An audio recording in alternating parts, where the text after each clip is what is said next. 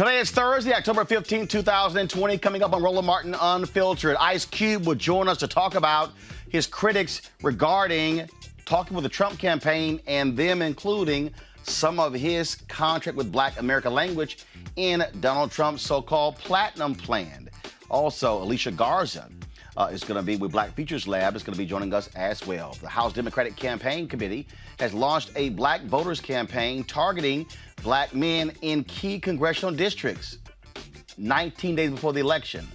What the hell took so long? Essence and the Black Women's Roundtable released the results of the 2020 Power of the Sister Vote poll today. We'll share that with you. Amy Coney Barrett's confirmation to the Supreme Court is a done deal. Democrats also. Why do Republicans break the rules today when it came to even voting on her nomination to advance it to the Senate floor? I told y'all, they have no shame.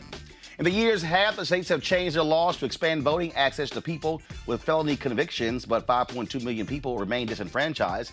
We'll discuss that with the folks who put that survey out. And State Senator Joyce Elliott of Little Rock, Arkansas, will join us to talk about her campaign for Congress.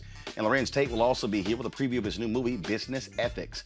All that, the latest anti-Trump ads, including a banger for the Lincoln Project, dealing with Donald Trump Jr., also known as Fredo.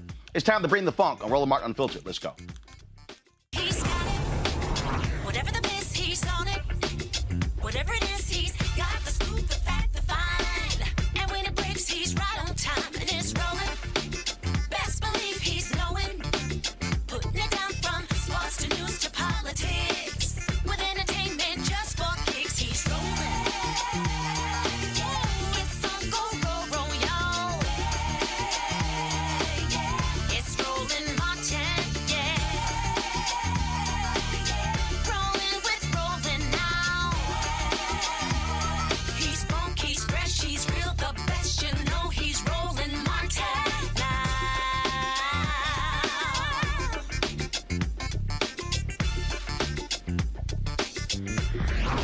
Martin! All right, folks, this week the Democratic Congressional Campaign Committee boosted its Black outreach campaign with a new radio ad to match print and digital ads designed to reach Black voters in key congressional districts. With the accompanying direct mail campaign, the DCCC will make a seven-figure investment in targeted advertising and paid communications to reach Black voters in more than a dozen battleground states, including Arkansas, Georgia, Ohio, New York, New Jersey, North Carolina, South Carolina, Texas, and Virginia. Here is a sample. Raised our voices. We've marched for justice. We've come so far. But to make this moment count, our power must be felt, and our votes are that power. Our power to create police reform that answers our demand for justice. Our power to deliver the health care we need when our lives are on the line. Our power to raise wages, expand Black home ownership, lift up Black businesses. Democrats in Congress are ready to pass our agenda. Republicans are blocking it. They're even trying to block our votes. But across America, we are refusing to be silenced. We're showing up to vote in numbers never seen before. Go to iwillvote.com to make your plan to vote. That's iwillvote.com. Use your power. Vote. Paid for by DCCC. Not authorized by any candidate or candidates committee. DCCC is responsible for the content of this advertising. To conduct research for the campaign, the committee, in partnership with the Congressional Black Caucus Political Action Committee, hired Black pollsters Ron Lester and Cornell Belcher. Let's talk about it with Eric Savage Wilson, host Savage Politics Podcast. Reese Colbert, Black Women Views, will be joined later by Greg Carr, Chair, Department of Afro-American Studies at Howard University. Reese, I'm sorry, what the hell took so long? I mean, seriously, they're dropping this 19 days out.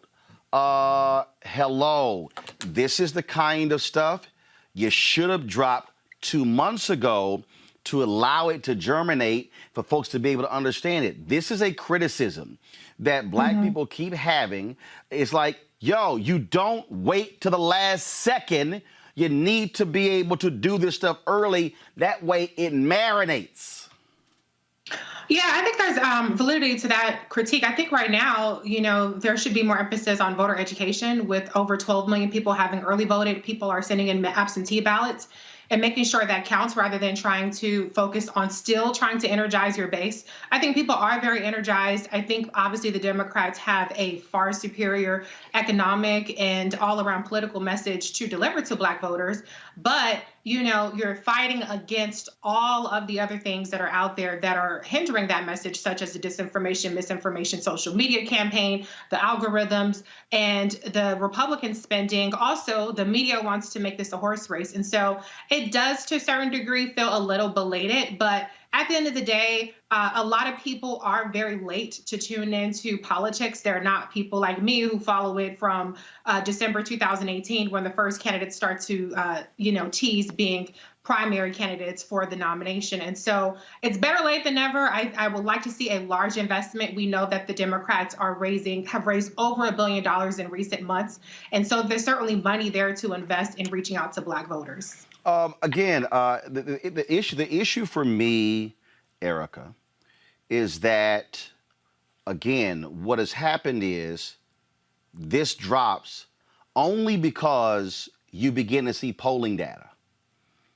And they're specifically targeting Black men, because you see polling data in races in North Carolina, where Tom Tillis is getting 14% of the Black vote. The last time a Republican ran, they were getting Black male vote. They were getting 5%. The race in Detroit, Michigan as well, with John James and Gary Peters. My problem is, this is why. Folks had to believe that you weren't talking to us. You're ignoring us. And so then one of the things, and I keep saying this, I keep saying it over and over and over again. In fact, do this here. I want y'all to play me that ad again. And I'm going to point out to y'all something that is seriously missing, that makes no sense whatsoever. Play it. We've raised our voices. We've marched for justice. We've come so far. But to make this moment count, our power must be felt. And our votes are that power. Our power to create police reform that answers our demand for justice. Our power to deliver the health care we need when our lives are on the line. Our power to raise wages, expand Black home ownership, lift up Black businesses. Democrats in Congress are ready to pass our agenda. Republicans are blocking it. They're even trying to block our votes. But across America, we are refusing to be silenced. We're showing up to vote in numbers never seen before. Go to iwillvote.com to make your plan to vote. That's iwillvote.com. Use your power. Vote. Paid for by DCCC. Not authorized by any candidate or candidates committee. DCCC is responsible for the content of this advertising.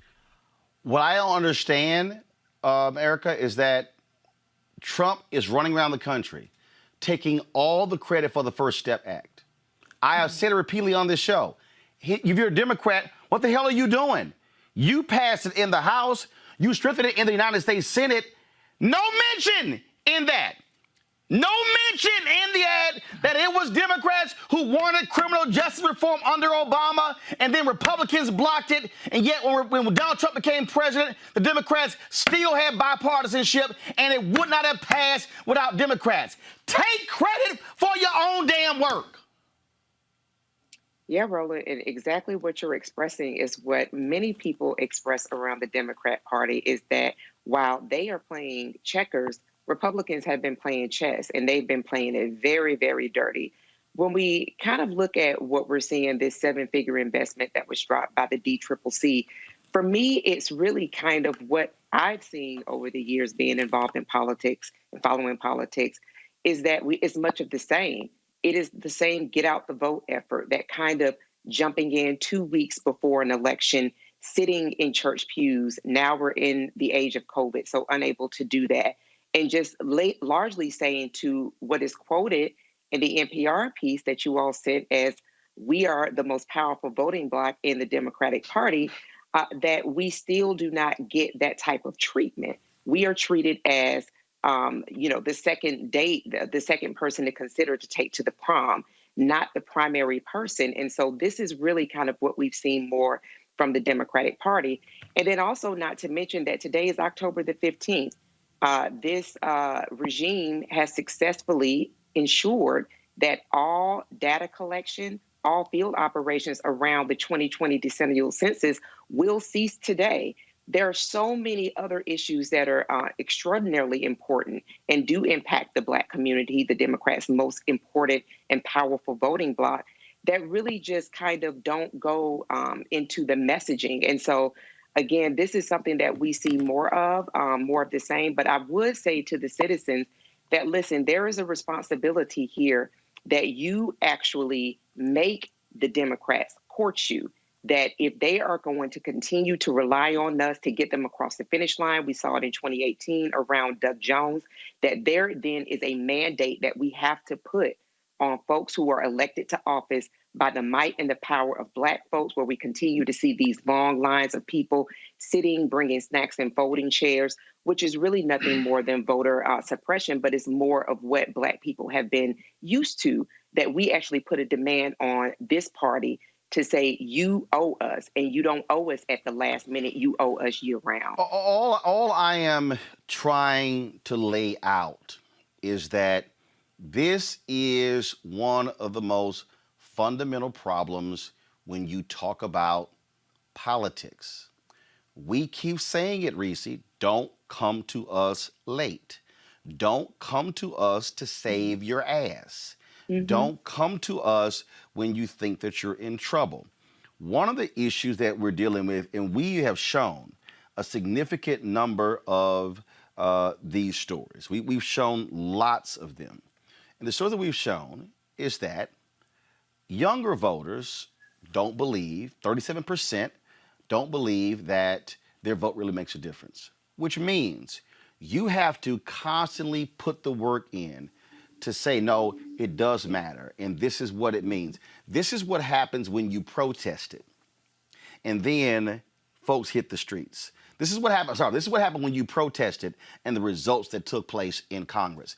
This is what. This is where. And again, I appreciate the ad, but for me, what I want to hear is, and again, if I'm making the argument, if I am the DCCC, and I'm making the argument to directly the voters, I say Democrats passed the George Floyd Act. Republicans in the Senate refused to vote on it. Democrats passed H.R. 4 to say the Voting Rights Act. Republicans would not touch it. Democrats passed. Republicans wouldn't touch it. Democrats passed. Republicans wouldn't touch it. Democrats passed. Republicans ignored it. Democrats passed. Republicans ignored it. You have to say, no, this is what we've done.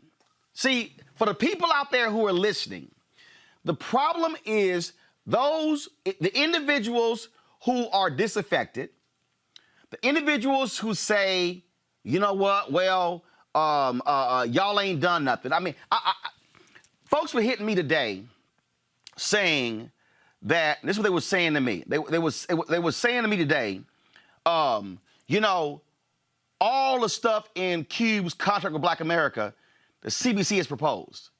I said, make it plain. I said, make it plain. I said, this is real simple. What you do is you say, Cube's contract with Black America, CBC, fact, this is what we propose.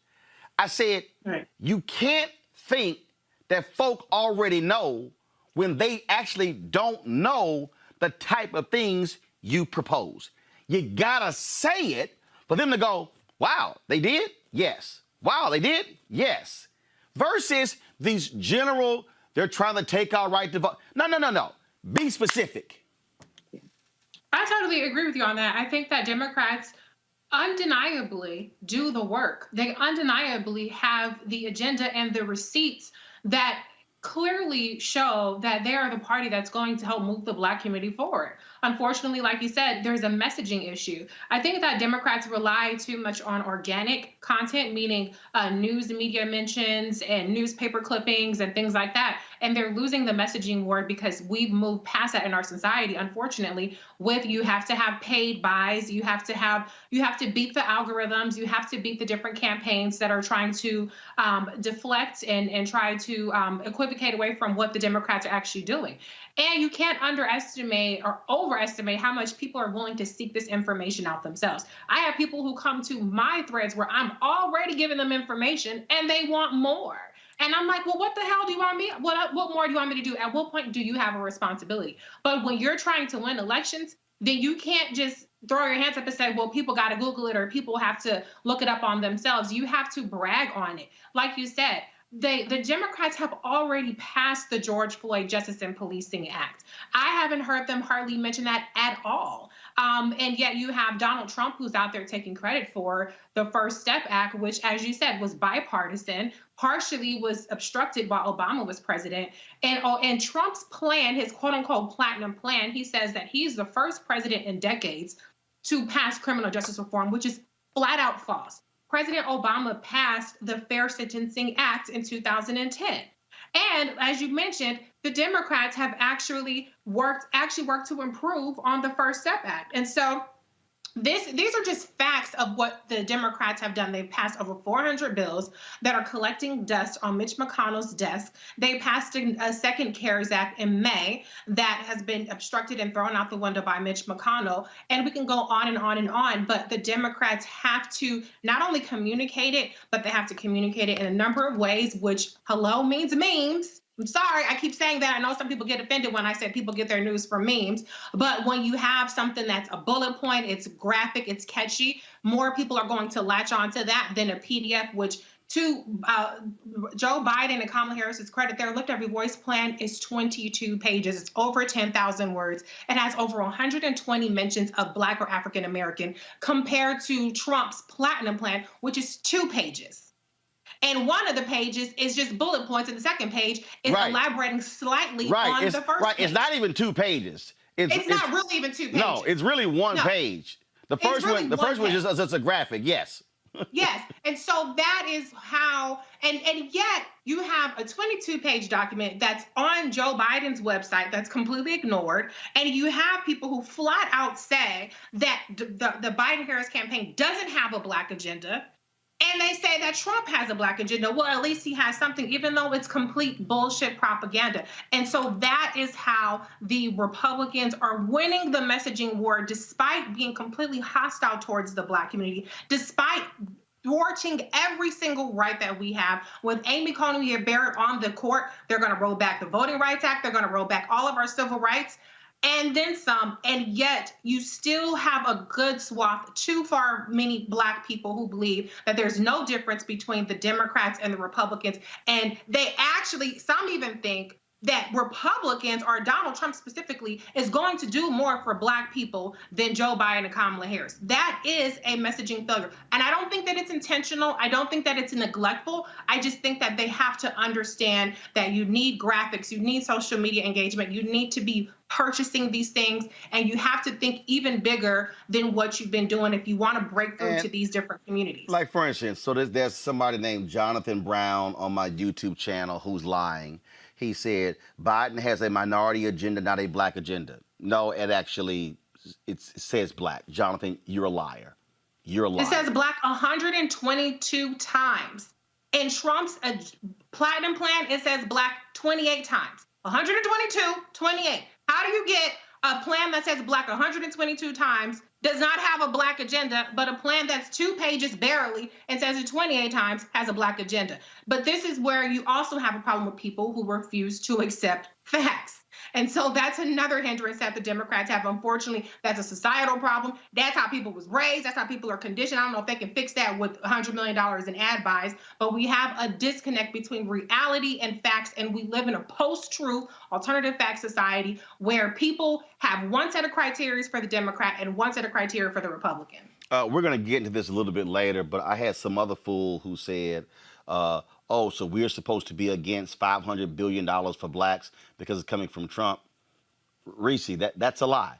Donald Trump's so-called Platinum Plan does not say $500 billion for Blacks. That is a flat-out, undeniable lie.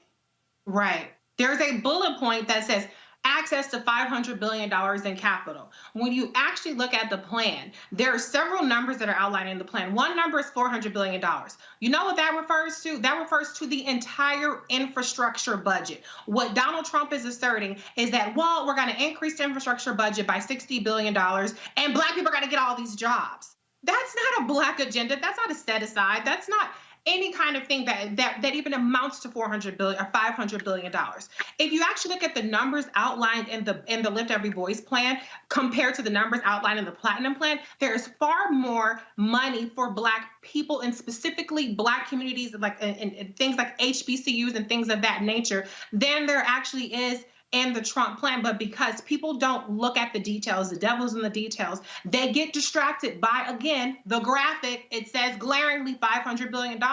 They get distracted by the bullet points. When you have 22 pages over here, they just latch on to that. When the reality is it's propaganda and it's just a word that has no meat and no commitment behind it. Again, what you're dealing with here, Erica, you're dealing with a messaging battle.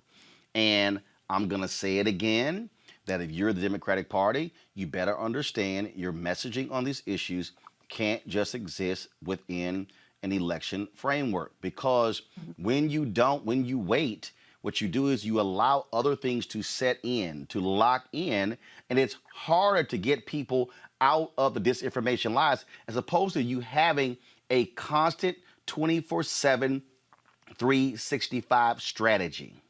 Mm-hmm. Right.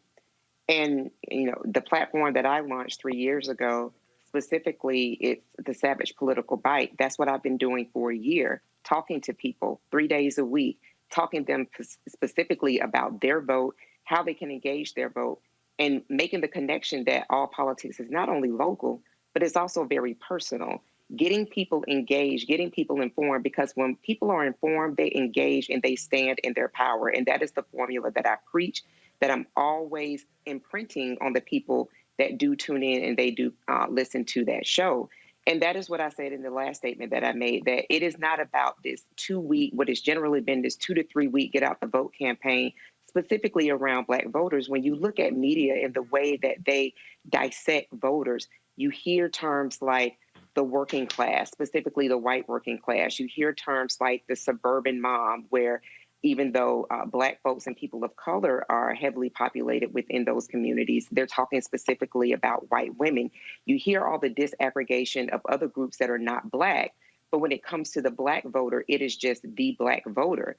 And what the Democratic Party has continued to fail on is really talking specifically to the Black voter, as I said moments ago, year round, not the last 2 weeks, last 3 weeks of an election.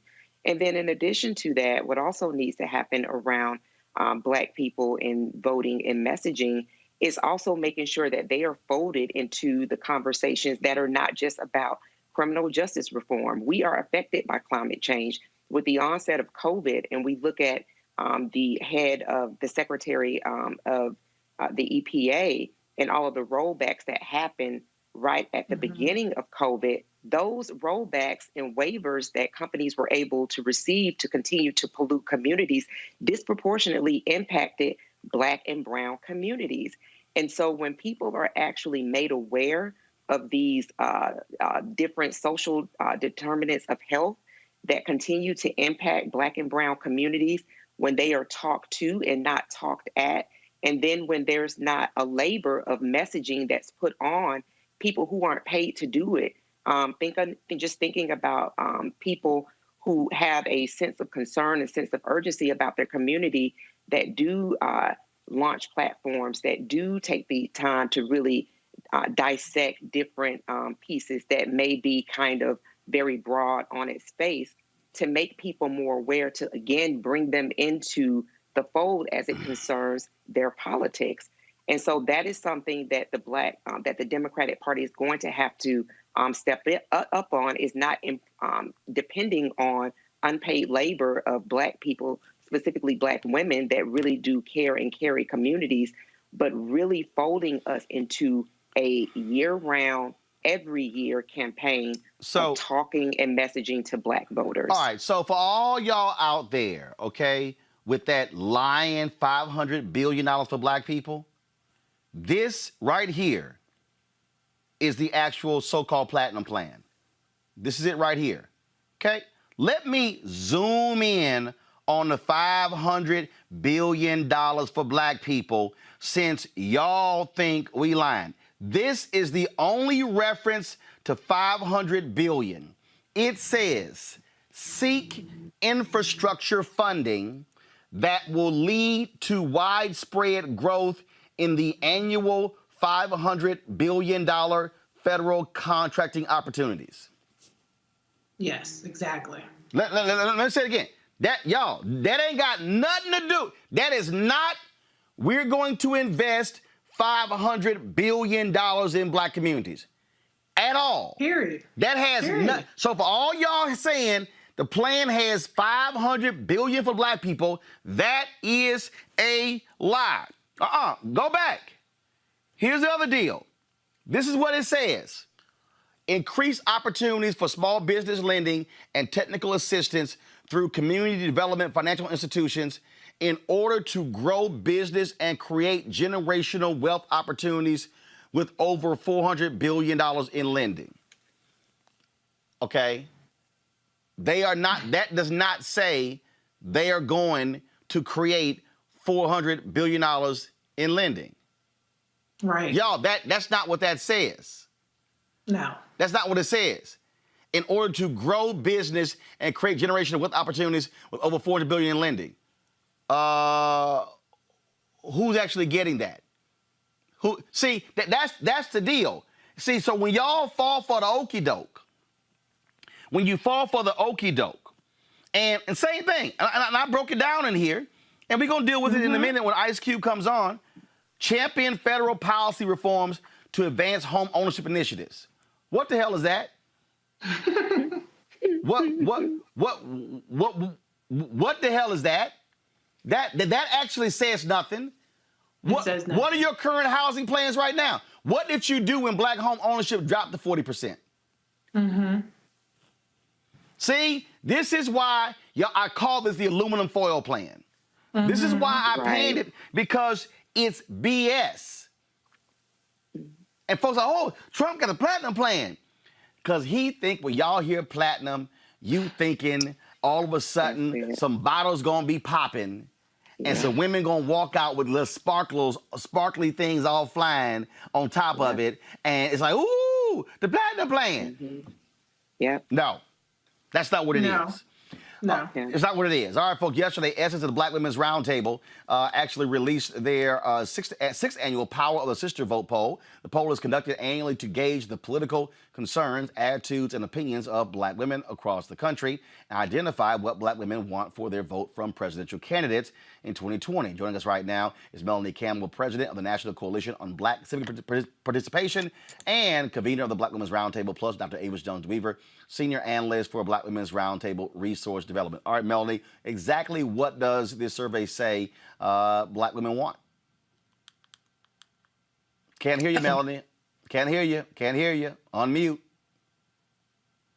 Apologize for that. There you go. Go ahead. First of all, I just want to say thank you. I was following you and while you were in Texas and Dallas and Houston and all over the place and getting that vote out and sharing just how our folks would not be moved. So I just wanted to say that to you. Appreciate it. All you're doing to make sure our people show up and show out and get our vote counted. Well, 6 years we partner with Essence. And so the number one issue, cross generations, again, 3 years in a row, racism, rising hate crimes were number one. Number two, criminal justice and policing reform. Number three, affordable health care. And a couple of other things that were, and it was all about survival, safety, and stability were top Black community concerns for Black women.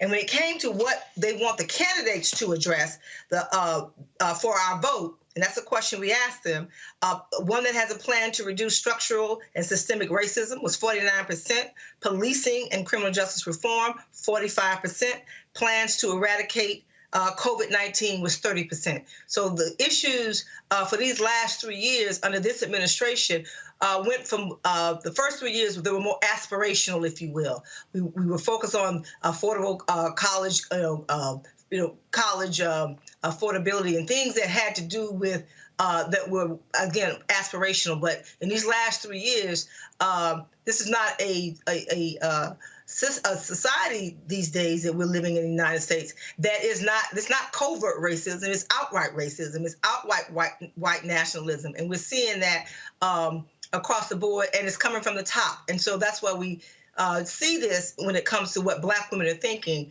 about what their concerns are. Supreme Court is on the top of the list as well. A concern, 63% of Black women have a concern about what was going on with the Supreme Court.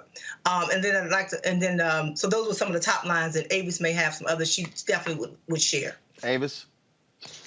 Yeah, I think what was really, to me, really striking to us is that over and over and over again, this issue of safety and survival kept coming up in the survey in various ways. So, for example, in past years, we might have seen a little bit of a difference between how more seasoned women would respond in terms of their most critical priorities and how younger generations like millennials and Zs might respond. But that wasn't the case this year, by and large.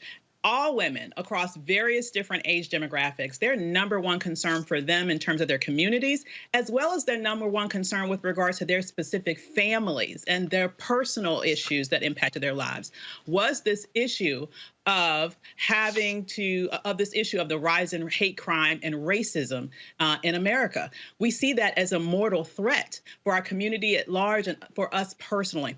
I think another key issue that I think that the Democrats need to take notes on is this issue of how Black women are feeling with regards to how well the Democratic Party is serving their interests.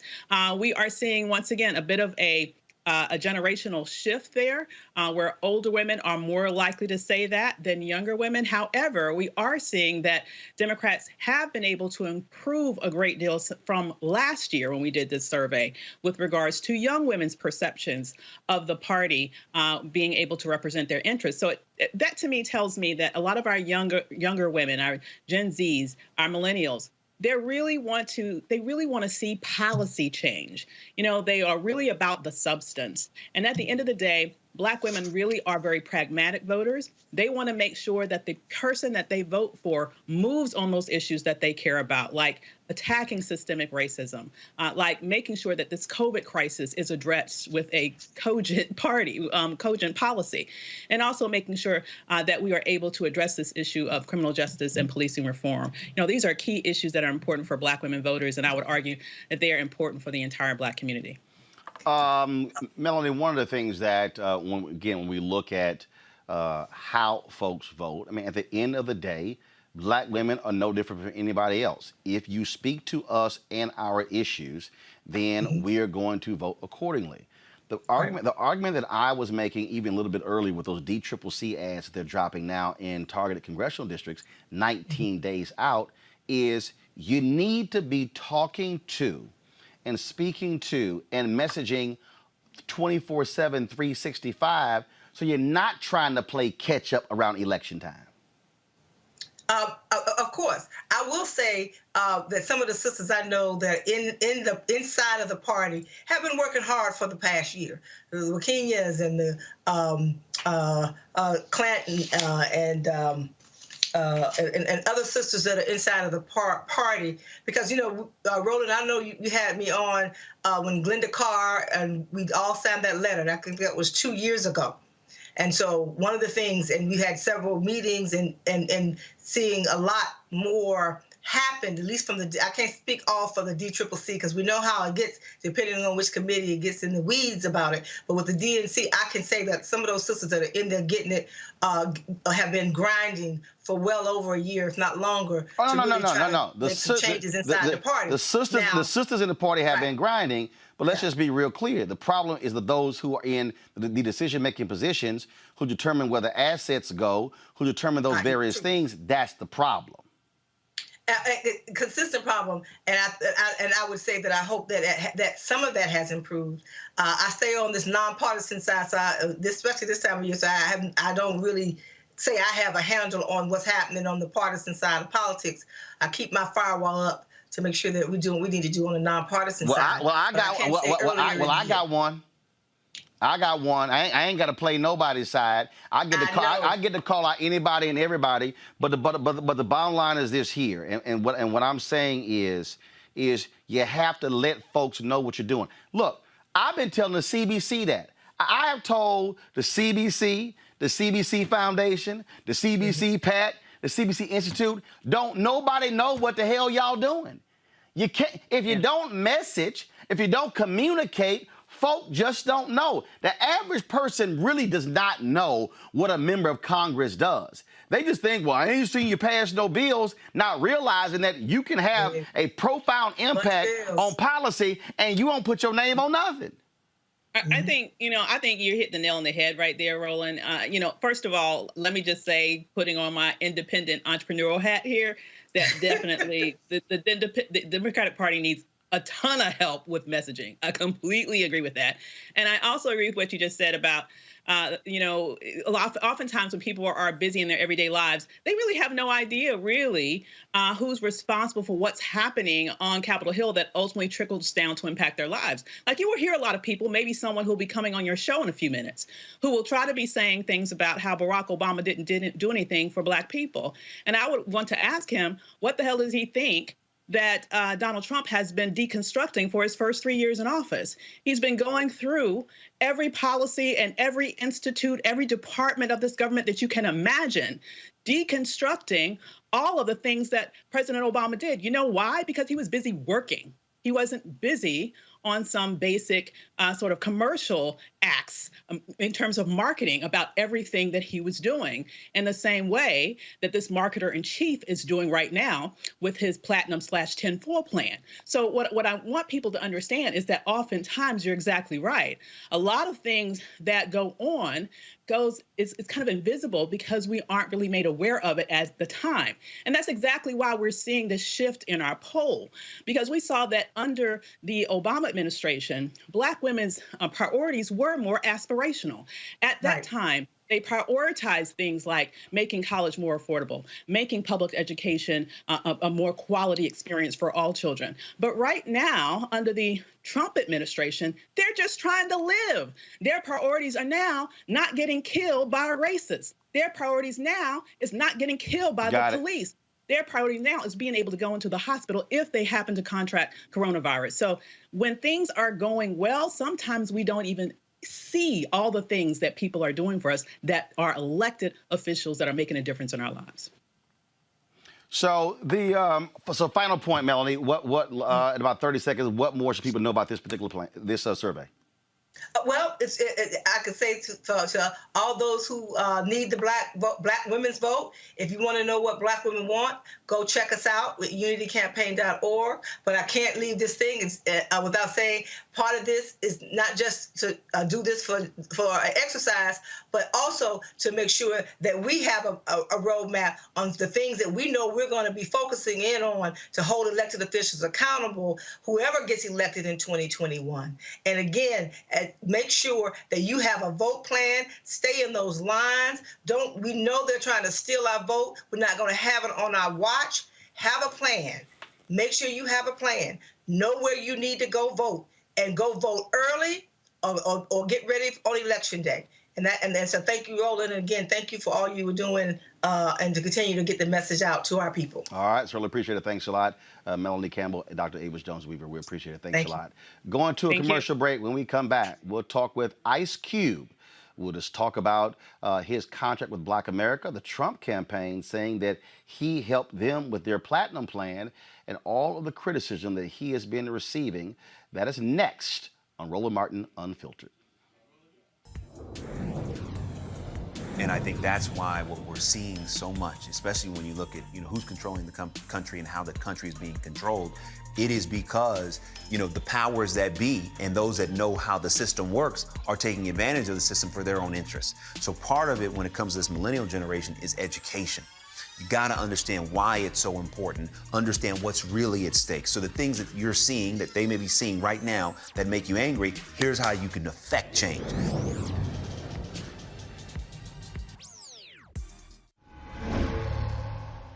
So a lot of y'all always asking me about some of the pocket squares that I wear. Now, Robert don't have one on. Now, I don't particularly like the white pocket squares. I don't like even the silk ones. And so I was reading GQ magazine a number of years ago, and I saw this guy who had this pocket square here, and it looks like a flower.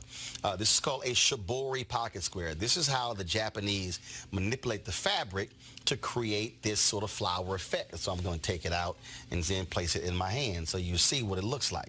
And I said, man, this is pretty cool. And so I tracked down, it took me a year to find a company that did it. And so they make these about 47 different colors. And so I love them because, again, as men, we don't have many accessories to wear, so we don't have many options. And so this is really a pretty cool pocket square. Now, what I love about this here is you saw when it's in the pocket, you know, it gives you that flower effect like that. But if I wanted to also, unlike other, because if I flip it and turn it over, it actually gives me a different type of texture. And so therefore it gives me a different look. So there you go. So if you actually want to get one of these shibori pocket squares, we have them in 47 different colors. All you got to do is go to RolandSMartin.com/pocket squares. So it's RolandSMartin.com/pocket squares. All you got to do is go to my website and you can actually get this. Now, for those of you who are members of our Bring the Funk fan club, there's a discount for you to get our pocket squares. That's why you also got to be a part of our Bring the Funk fan club. And so that's what we want you to do. And so it's pretty cool. So if you want to jazz your look up, you can do that. In addition, y'all see me with some of the feather pocket squares. My sister, who's a designer, she actually makes these. They're all custom made. So when you also go to the website, you can also order one of the customized feather pocket squares right there at RolandSMartin.com/pocket squares. So please do so. And of course, it goes to support the show. And again, if you're a Bring the Funk fan club member, you get a discount. This is why you should join the fan club. Has been a busy 24 hours for Ice Cube since Republicans supporting Trump sent this tweet out yesterday.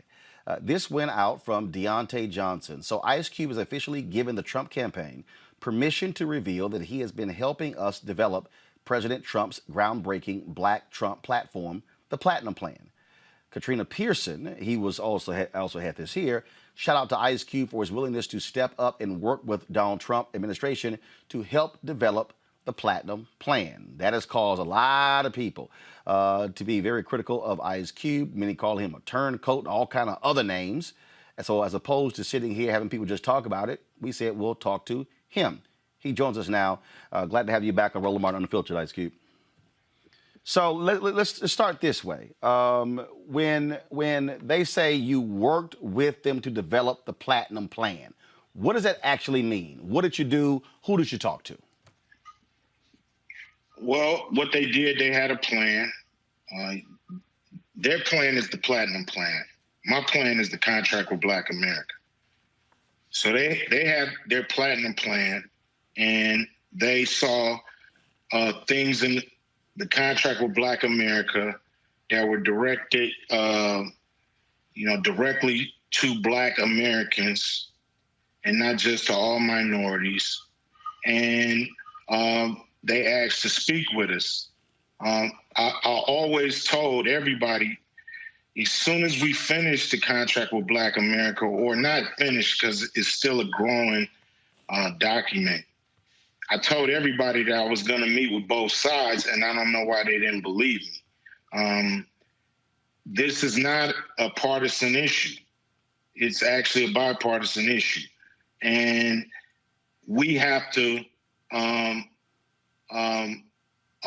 talk to people who have the power to make things happen. Now, they asked to speak to me so I can explain some of my concepts of the contract with Black America.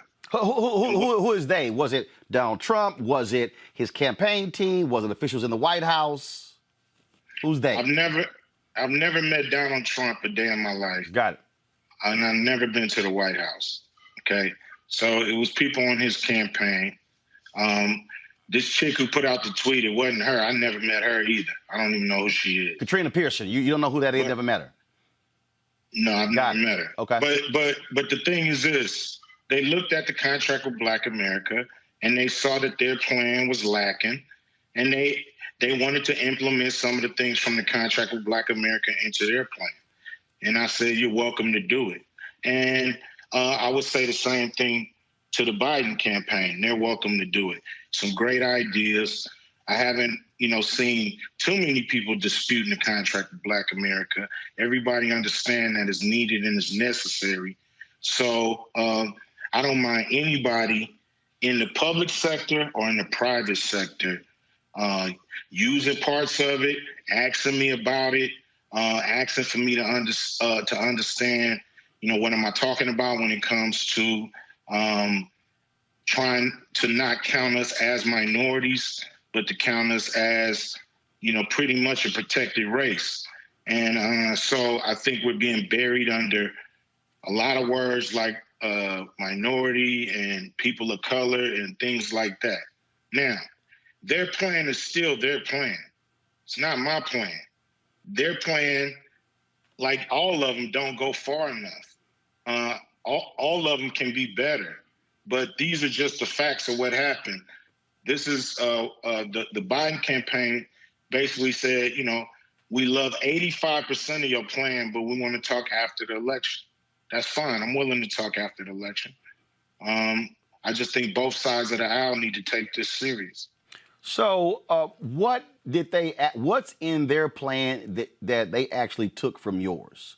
Because I've gone through their plan line by line. And to be perfectly honest with you, I don't see what's in their plan they released. It even mirrors what's in yours. Well, like I said, both plans between both parties are lacking. So, this is what they did. You have to look at the contract with Black America and see where the overlap is.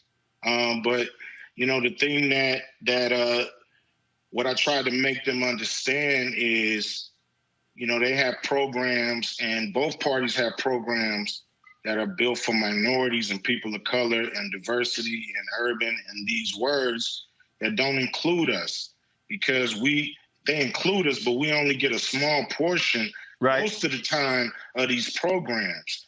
So we have to train all politicians that we are Black people, Black Americans, most of and I'm specifically talking about the descendants of slavery.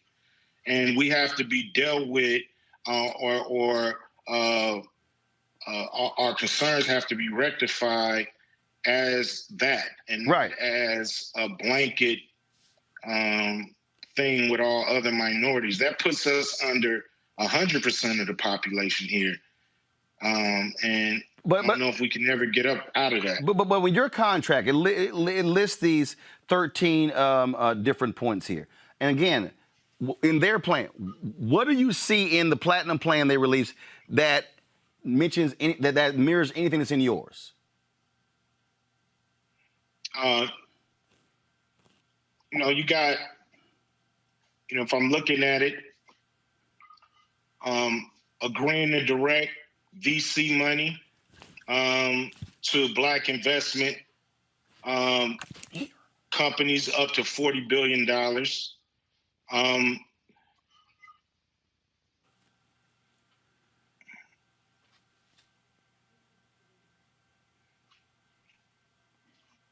See, a lot of people have been talking about this $500 billion. That's not going to Black people. In fact, that's just actually the infrastructure funding program. That's not actually $500 billion going to Black people. And then when they say, well, how many billion is the other one given to Black people? No. That's not. No, I'm saying is that's not even. They list this thing under Black economic empowerment and access to capital. It says seek infrastructure funding that will lead to widespread growth in the annual $500 billion federal contracting opportunities. Even that line right there is not for Black people. That's federal contracting opportunities for everybody. So that's not. So they're trying to make it sound like, oh, $500 billion to Black people. It's not. That's the actual annual program overall for everybody. Yeah, I understand what you see in that, but it's really up to us to try to direct that money to Black people. Right. But there's a difference. If we're not in contact or not talking to the or a certain administration because we're on another team and they win, then what do we do? Just sit back and wait? Oh, no. 4 years? No. I agree with you 100% on that because all of them got flaws in their plan. All of them got holes in their plan. Like I said, they put out this stuff, not me. Right. I'm just trying to find and told them what I think. And so from there, they ran with it and did what they wanted to do with it. That's not really my concern. My concern more is making sure that both of these candidates understand that this money has to be directed to Black people. It's a lot of language in both plans that are iffy, tricky, and are there really to make sure we don't get the money. So it's really up to people to engage and make sure that money go where it's supposed to go. But, I agree. We've been lied to for a long time, for 400 years or more. And so, one thing I know is we have to do something different. And, one thing is never being too one-sided, hard-headed, proud to speak to whoever's in power. Every great man in the world has spoke to somebody in power at some point in time, whether they agree with him or not. Listen. Right. So for me, I told everybody what I was going to do, and I did it. And they exploited it. But if I would have, did something for Biden, they would have exploited it too. So that's just part of the game. The thing is this. The thing is to get movement. The thing is to make sure that we move the needle no matter who's elected. I agree. Our program has to be pushed through. So non-dialogue to me is not how. No. Here's the deal. How you do it. Here's the deal, Cube. I'm not against dialogue. I sat in 2 meetings with Trump and with other television anchors as well. I've been challenging them. Well, I want you to come talk to Black media. I know of other African Americans who've been meeting with them on PPP, on other issues as well. The thing for me is this here. I judge folks on what you do.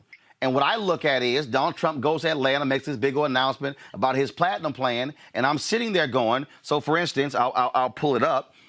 When I see this plan, and then I see in here where he goes, make Juneteenth a national holiday. Well, first of all, that could have happened in July, but Senator Rob Johnson of Wisconsin still have been blocked in the Senate. Donald Trump said nothing, tweeted nothing, did nothing. He said in here also about the anti-lynching bill. Same thing. Senator Rand Paul of Kentucky stood up, blocked it in the Senate. Donald Trump said nothing, did nothing.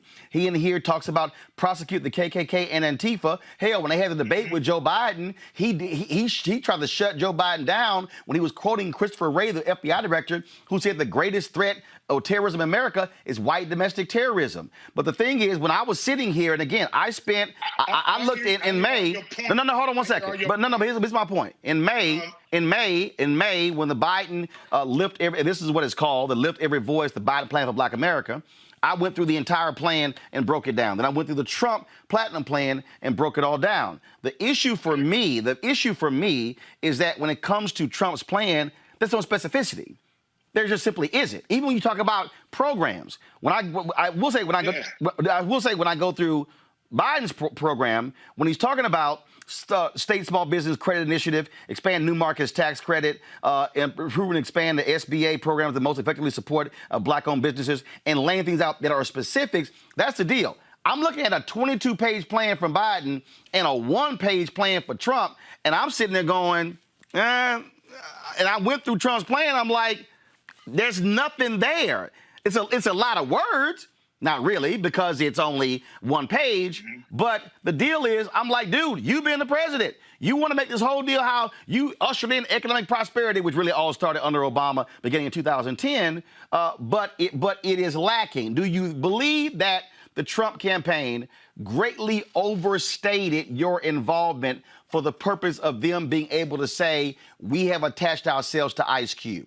Did you believe that you were used politically for their purposes as opposed to really what happened? Look, I knew whoever I engaged with would use that politically. I don't care about that part. The part I care about is getting something done. Look, my plan is called the contract with Black America. So all of them lacking when it comes to that. So that's what I'm pushing. So anybody who's going to implement those plans into their plan, then I'm going to take a look at it. But both plans are lacking, and that's why we become educated voters for real, and then you pick who you want to pick. But at the end of the day, for us not to engage with both sides of the aisle to fix this, which I think is an American problem, that to me ain't going to help us in the end. What's going to help us is once we, realize how much power we have. Now, you said that, of course, Trump didn't stop all these things or didn't mention these things. Okay, maybe it was before he knew he needed the black vote as much as he do. You never know. This is what deals are made of. So I don't know what they're going to do. No. That's actually that's not the case. Hold on. I can tell you personally. No. Hold up. You said before you knew the black vote. I just want to just correct something, Ice Cube. I'm going to let you finish. I just want to correct something. I met with the White House in 2018. They told me directly in 2018, we think we can get 20% black male support in the 2020. So it didn't, they were fully aware of that. Why'd you meet with him? Why'd you meet with him? I'm a journalist. Why'd you meet with him? I'm a journalist. What'd you meet with him to talk about? I'm a journalist. I met with them to talk about public policy issues, to ask them those various questions. Public policy issues, and their thing was to get 20% of the vote. No, right. Okay. They said no, not 20% of the vote. Did they think they was going to get that for free? Right.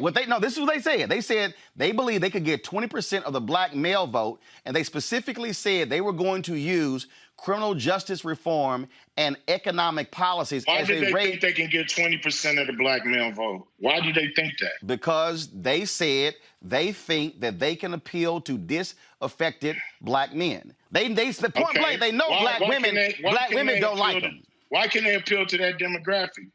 Who's not appealing to that demographic? How can they swoop in and get it? Who? That should have been covered. What do you mean? This is what I'm asking. How can they swoop in and get something that's supposed to be covered? Well, first of all, that's not the case because in 2012, between Obama and Romney, there was a 9-point gap between black men and black women who voted for Obama and Romney. In 2013, with Trump and Hillary Clinton, that expanded to 13%. Now, when you look at 2020, they believe that, we think there's an opportunity here for us to be able to appeal to black men on economic policies because they say black women can't stand it. Well, it's not being done for black men in this country that the number is growing. Because, first of all, because the difference between black men and black men are more likely to be. Why don't the No, wait, hold up. You asked the question. I'm going to answer it. Because this is from focus groups, from polling data. Black men are more appealed by Trump's anti-immigration position than black women. That's one. That's one of the issues there. One of the issues that we also see is that we've seen where black men feel as if the Democrats have appealed more to black women than black men. Thirdly, Donald Trump, by touting the First Step Act, saying he got criminal justice reform done and Democrats didn't, which is actually a lie. The mistake that Democrats have made is they haven't taken credit for the First Step Act because if the Democrats don't pass it in the House, it actually don't get done. And so they see an opportunity to be able to target black men who are disaffected by both parties by appealing to their pocketbooks, their 401ks, by using tax policy, and that's what their strategy is.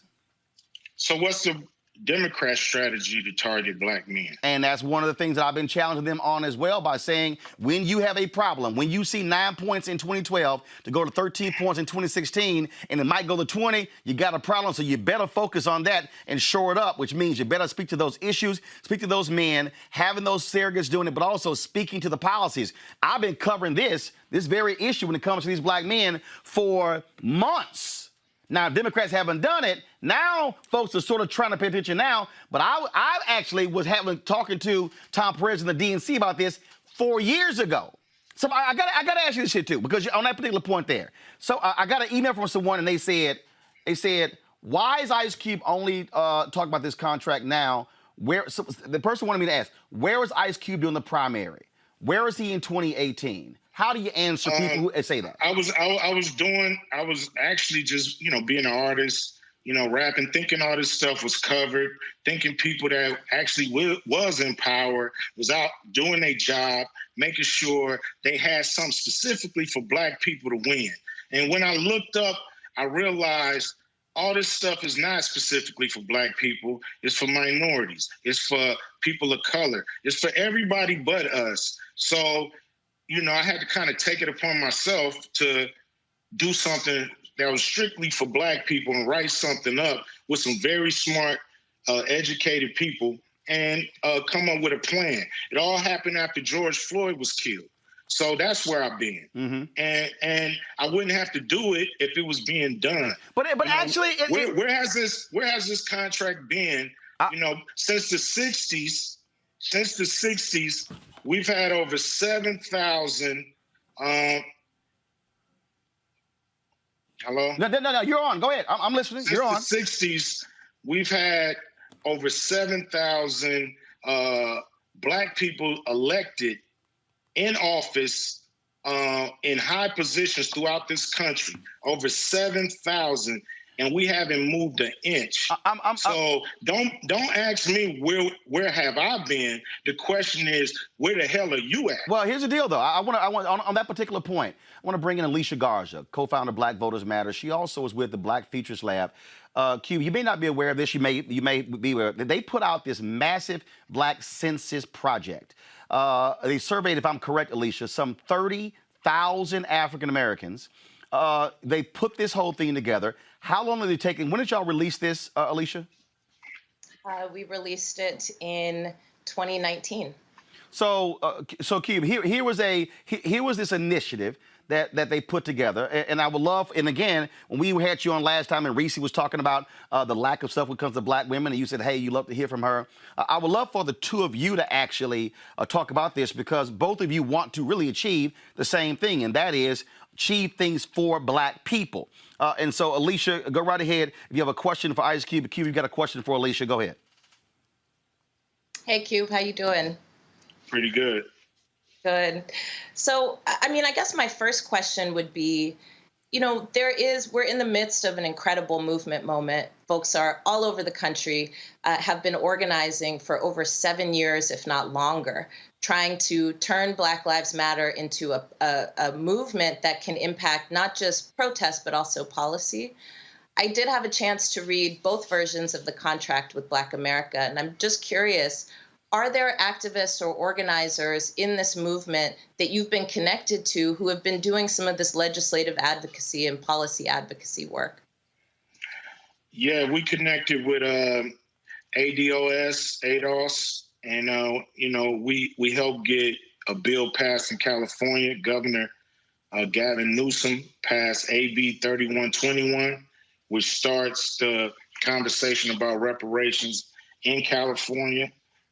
So we have been connected with, a grassroots organization. We want to connect with as many grassroots organizations who are not connected to any other so-called powers that be, strictly grassroots. And we definitely want to connect with them, people who definitely have no ulterior motives, who really just want to see money get in the hands of the people who built this country and the ancestors and family of the people that built this country.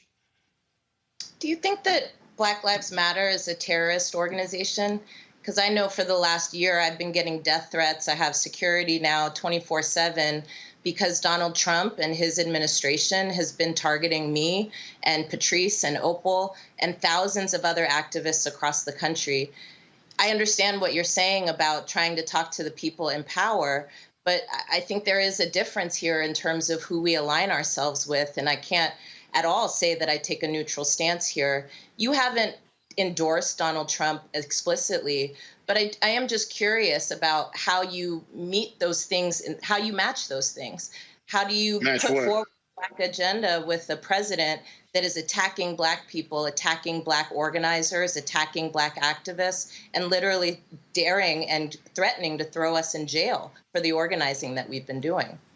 Well, both candidates have their record of what they've done to Black people. You can look at them and see them out. I don't think Black Lives Matter is a terrorist organization. So that's what I think. What the president think about Black Lives Matter, that's his personal problem. Right now we feel that somebody's going to be the president. I would love to work with both parties. I'm not against the Biden campaign or nothing like that. Whoever becomes the president, I would definitely be pushing this program on them. And not only the presidents, but Congress people, senators, private sector, you name it. If you go through the contract, you could probably come up with a list of about 500 companies we can talk to about this situation. So the thing is, what I don't think is healthy for Black people is to automatically jump on one side, and if the other side loses, we just wait for 4 years to engage and hope our side win. It's time for us to let both sides understand this is a bipartisan issue like anything else going on in America. Cube, I gotta ask you this. I want to ask you this here because you talked about reaching out to people. Did you connect with the Congressional Black Caucus at all? Because they reached out. They reached out after they saw what happened yesterday. They reached out to me. And they sent me this. They sent me, go to my iPad, guys. Come on. Platinum plan versus. See anything. Okay, right. No, I was talking to the control room. Right, I'm gonna read it to you. Platinum plan versus contract with Black America versus CBC legislation. You call for your CBWA calls for ending qualified immunity, banning chokeholds, and elimination of no-knock warrants. The CBC says all of that is included in the George Floyd Justice and Policing Act, but it hasn't been enacted by the folks there in Congress. I mentioned Juneteenth, the federal holiday. The same thing about anti-lynching law. Your contract calls for baby bonds of $1,000 for all new babies. The CBC says that's in their CBC's Jobs and Justice Act. You proposed a plan for neo-reconstruction. The CBC said we gave President Trump a 125-page detailed plan to do this in 2017. 4 years later, we've seen nothing. And according to the CBC, and I want you to respond to this here, according to the CBC, you propose a one-time interest-free home loan for qualified Black Americans. The CBC says, quote, this plan only addresses access to a loan for certain Black people. It does not address necessary relief provisions to prevent foreclosures and expand forbearance for homeowners, but the CBC Jobs and Justice Act does. And so what the Congressional Black Caucus says is the things that you're saying that these things have not been done, have not been focused on, they say it has been done. It's literally in our bills. They were passed by the House, but ignored by the Senate. The Black Census Project that Alicia was working on, they dropped in 2019. She's saying they have been working on those things. And so just your response to that was, especially with the CBC saying, no, it's actually in our bills that have been passed. But they were passed by the House, but ignored by the Senate. My thing is keep up the good work. Keep going at it. We got to get it passed. There's going to be a lot of overlap because we got good ideas. So that's going to happen. But, until things get passed, they're not passed. So we got to push to get them passed.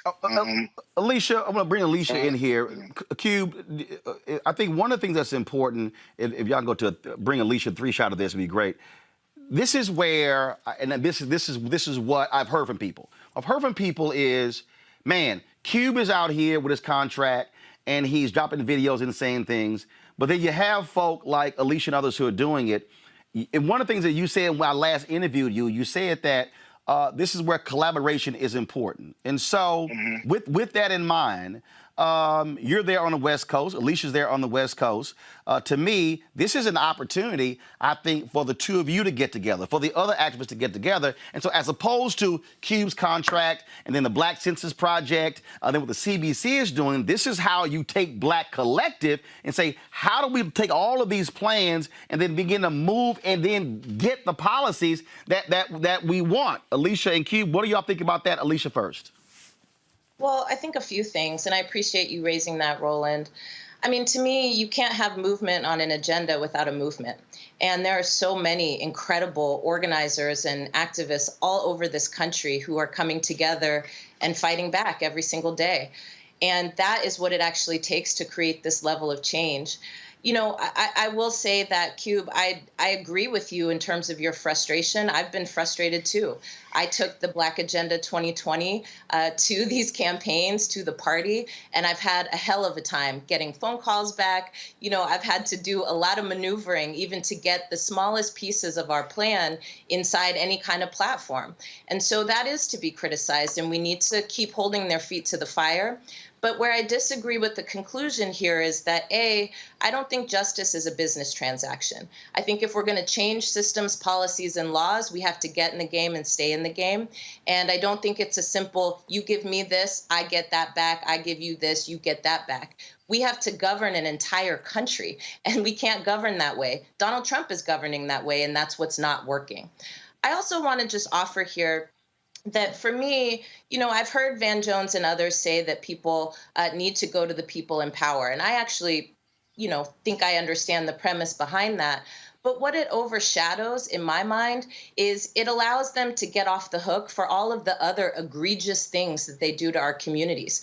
You know, I can't help but feel sick when I hear Donald Trump, you know, talking about the First Step Act, but then also telling the Proud Boys to stand back and stand by.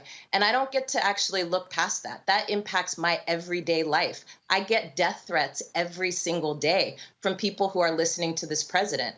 And therefore, I don't have any confidence that even in the sense that he implements something like the First Step Act when it's convenient for him and talks mess about it when it's not, I don't have any confidence that the amount of power has been built actually to get these things done. I don't fault you for trying to move an agenda, but I don't think we can take any shortcuts here, and I certainly don't think we can jump the line. And, you know, it would be one thing if people actually weren't working on this every day. Imagine what we could do together, Cube, if I had access to a platform Hold on. But I don't have access. Hold on, Alicia. Alicia, I know Cube has to go, but Cube, go. This contract been out for months, so there's been, you know, if anybody wanted to work with me, I've been open invitation from day one to work together, make the platform better, and you know, nobody has or very few have come out to do that. So. You know, I'm not gonna wait to get nobody's line. You know, if I feel like I could speak for Black people, I'm gonna go speak for Black people to whoever. And you know, you have a plan for Biden win, but what's your plan if Trump wins? You know, you have to have a plan for either president, and so in either administration. We can't just go dormant because this is the problem, I think, that's been happening with us. You know, we go dormant. We don't push both parties hard to do what needs to be done, what's right. And, you know, some people got a whole country to run. We don't have a whole country to run. Black people in a bad situation. We don't have a pot to piss in. We ain't even really in the damn equation when you really look at it. We just get to show up and we get to go home still broke. And unless you have capital in America, you're not going to be really involved in what's going on in America when it comes to running the whole country. So we got to look after Black people and figure out how to get money in the hands of families and in this country into businesses that went down. We got to figure out how to get a lot of capital into those hands. So can we do this here then? Can we do this? You care about Black people, Cube. I've known Alicia as well. She cares about Black people. So can we, again, as opposed to, you know, different pieces here, this is where I think Black folks come together and say, look, we're going to sit down and talk. We're going to rap. Your number, my number, your email, my email. Let's do that. I'm more than welcome. Anytime. I'm willing and open. Anybody who's down to help Black people get what we're supposed to get in this country, through hell or high water, I'm with him. Alicia? Listen, I'm always ready and have been working for 20 years to improve the conditions of Black folks. And like I said, if we had access to a platform like you have, Cube, I bet you we could have gotten a lot farther. So I look forward to working with you. So here's what I'm gonna do. Show's over. With both of y'all permission, I will send y'all respective information so we can do that, because again, I think where we are, first of all, Cube, what you said about when folks are in power, you are correct. I have long said that even if somebody we did not vote for wins, we are still constituents. We are still taxpayers, and so they still owe us. But to Alicia's point, it's also holding them accountable when they're doing things that, frankly, are hurting us as well. And so I think what is required of us is to put that level of pressure on all folks, yet not having permanent friends, but we simply have a permanent interest. I do believe, though, that one of the great, and when you were on last time, you and I talked about this here, infrastructure is critically important. We know what your job is, what you're doing in terms of music, in terms of movies, and what your lane is. But when you have also organizations with people, that also matters as well. And so I hope we can able to lock that down. Final thoughts, Ice Cube, you first. I let everybody know what I was going to do, and I don't understand the issue with it. One of these guys are going to be the president, and at the end of the day, whoever that is, we got to go press him. Alicia. That's just it. Yeah, I think accountability requires a movement.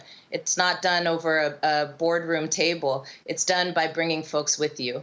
And so I'm excited to be working with, so many people across the country, the 30,000 people that we surveyed across all political ideologies, incomes, demographics, to really start to lock down not only what these policy issues look like, but also training people to be the people who are making the rules. And so again, Cube, I look forward to working with you. All right, then. Ice Cube, I appreciate it. This is also why it's important for us to have Black platforms where we are able to have the conversation. I saw your tweet, Ice Cube, where you said that CNN booked you for Chris Cuomo, and they then cancel you. That's why I created this platform, for that very reason. We don't have to depend on CNN or MSNBC. We also have to create our own media institutions where we don't just talk about this, where they talk about it for 5 or 6 minutes. We actually have been having this conversation for almost 40 minutes right here. And so I appreciate you taking the time to be with us. Same with Alicia Garza as well. Thanks for having me on. All right, we'll do it again. Everybody. Thank you very much. Folks, got to go to a break. When we come back, Greg Carr, Reese, and Eric break down the conversation we just had on Roland Martin Unfiltered. Back in a moment.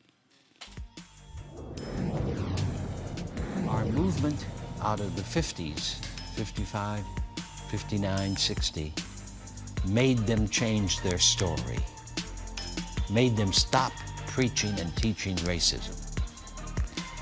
We did it not by talking to them, but through the sit-in campaign, the bus campaign.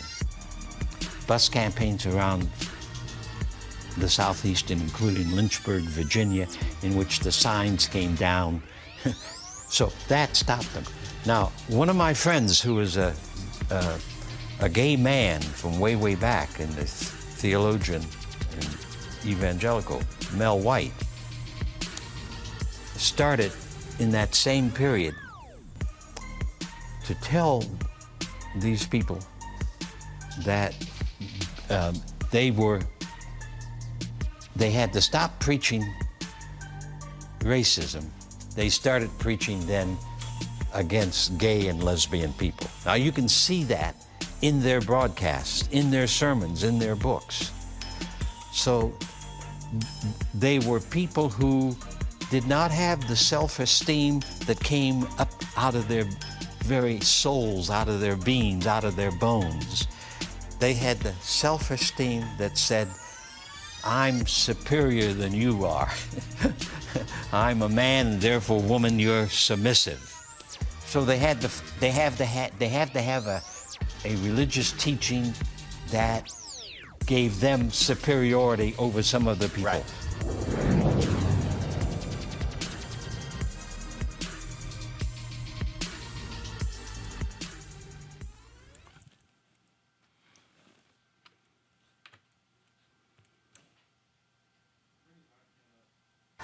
the White House is a mortal, not a god. The members of the Congress, they are mortals, not gods. Bowing down is not an option. We will stand up again. We will march again. We will preach again. We will organize again. We are black. We are white. We are Latino. We are Native American. We are Democrat. We are Republican. We are independent. We are people of faith. We are people not of faith. We are natives and immigrants. We are business leaders and workers and unemployed. We are doctors and the uninsured. We are gay. We are straight. We are students. We are parents. We are retirees. We are America. And we're here, and we ain't going nowhere.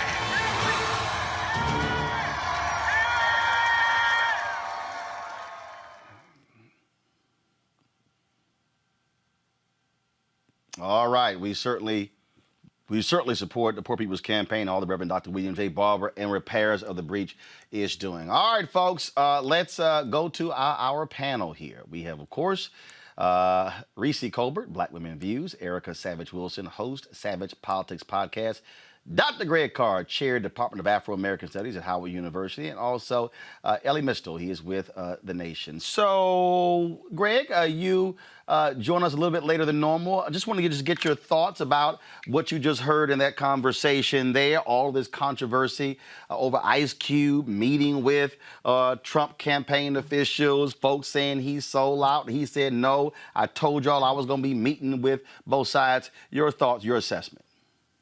Well, thank you, Roland, for having that conversation, first of all. Second of all, it made my head hurt. And third of all, you know, I think what we're facing is two basic things going on here. There's an attempt to galvanize some momentum by, in terms of Black people. Certainly the intent is there. But there's a fundamental disconnect between learning the lessons of previous Black social movements in this country and where we are today. There's a disagreement in terms of Cube. As far as I can tell, it's really a disagreement about tactics, not really strategy. And the tactics are the specific actions and steps you take to achieve a strategy, an ultimate objective. And I think, you know, when you're thinking about kind of getting everyone at the table with around an agenda, you know, what is your tactic in the short term? Just like we heard Alicia say, I mean, hey, our bodyguards out here. The White Nationalist Party is going to say anything it needs to do to stay in power. And I don't think Cube doesn't understand that. I think but as you were trying to walk him through the Lift Every Voice plan and do it, he's not into the details. He's not hearing you because he's got a certain strategy that he is going to cling to. Strategy is ultimately to force a confrontation with this system we're in. But his strategy, I think, is more intermediate and long-term than it is short-term. Alicia and I'm talking about a short-term strategy. And as Linda Sarsour said on your show, you know, who is our best opponent in the White House? I mean, if you look at the policy platforms, if we can push this through, maybe we can get something else. Now, let me keep this short because I want to hear what Brother Mistel and certainly, you know, Eric and Reese had to say about this. But Brother Ely talked about this question of expanding the court to as many as 29 people. And that gets us finally to the issue I think we're facing here. You know, Black Lives Matter emerged out of a kind of a tapping into an energy that came in the wake of state violence. It then began to be external actors who have their own agenda.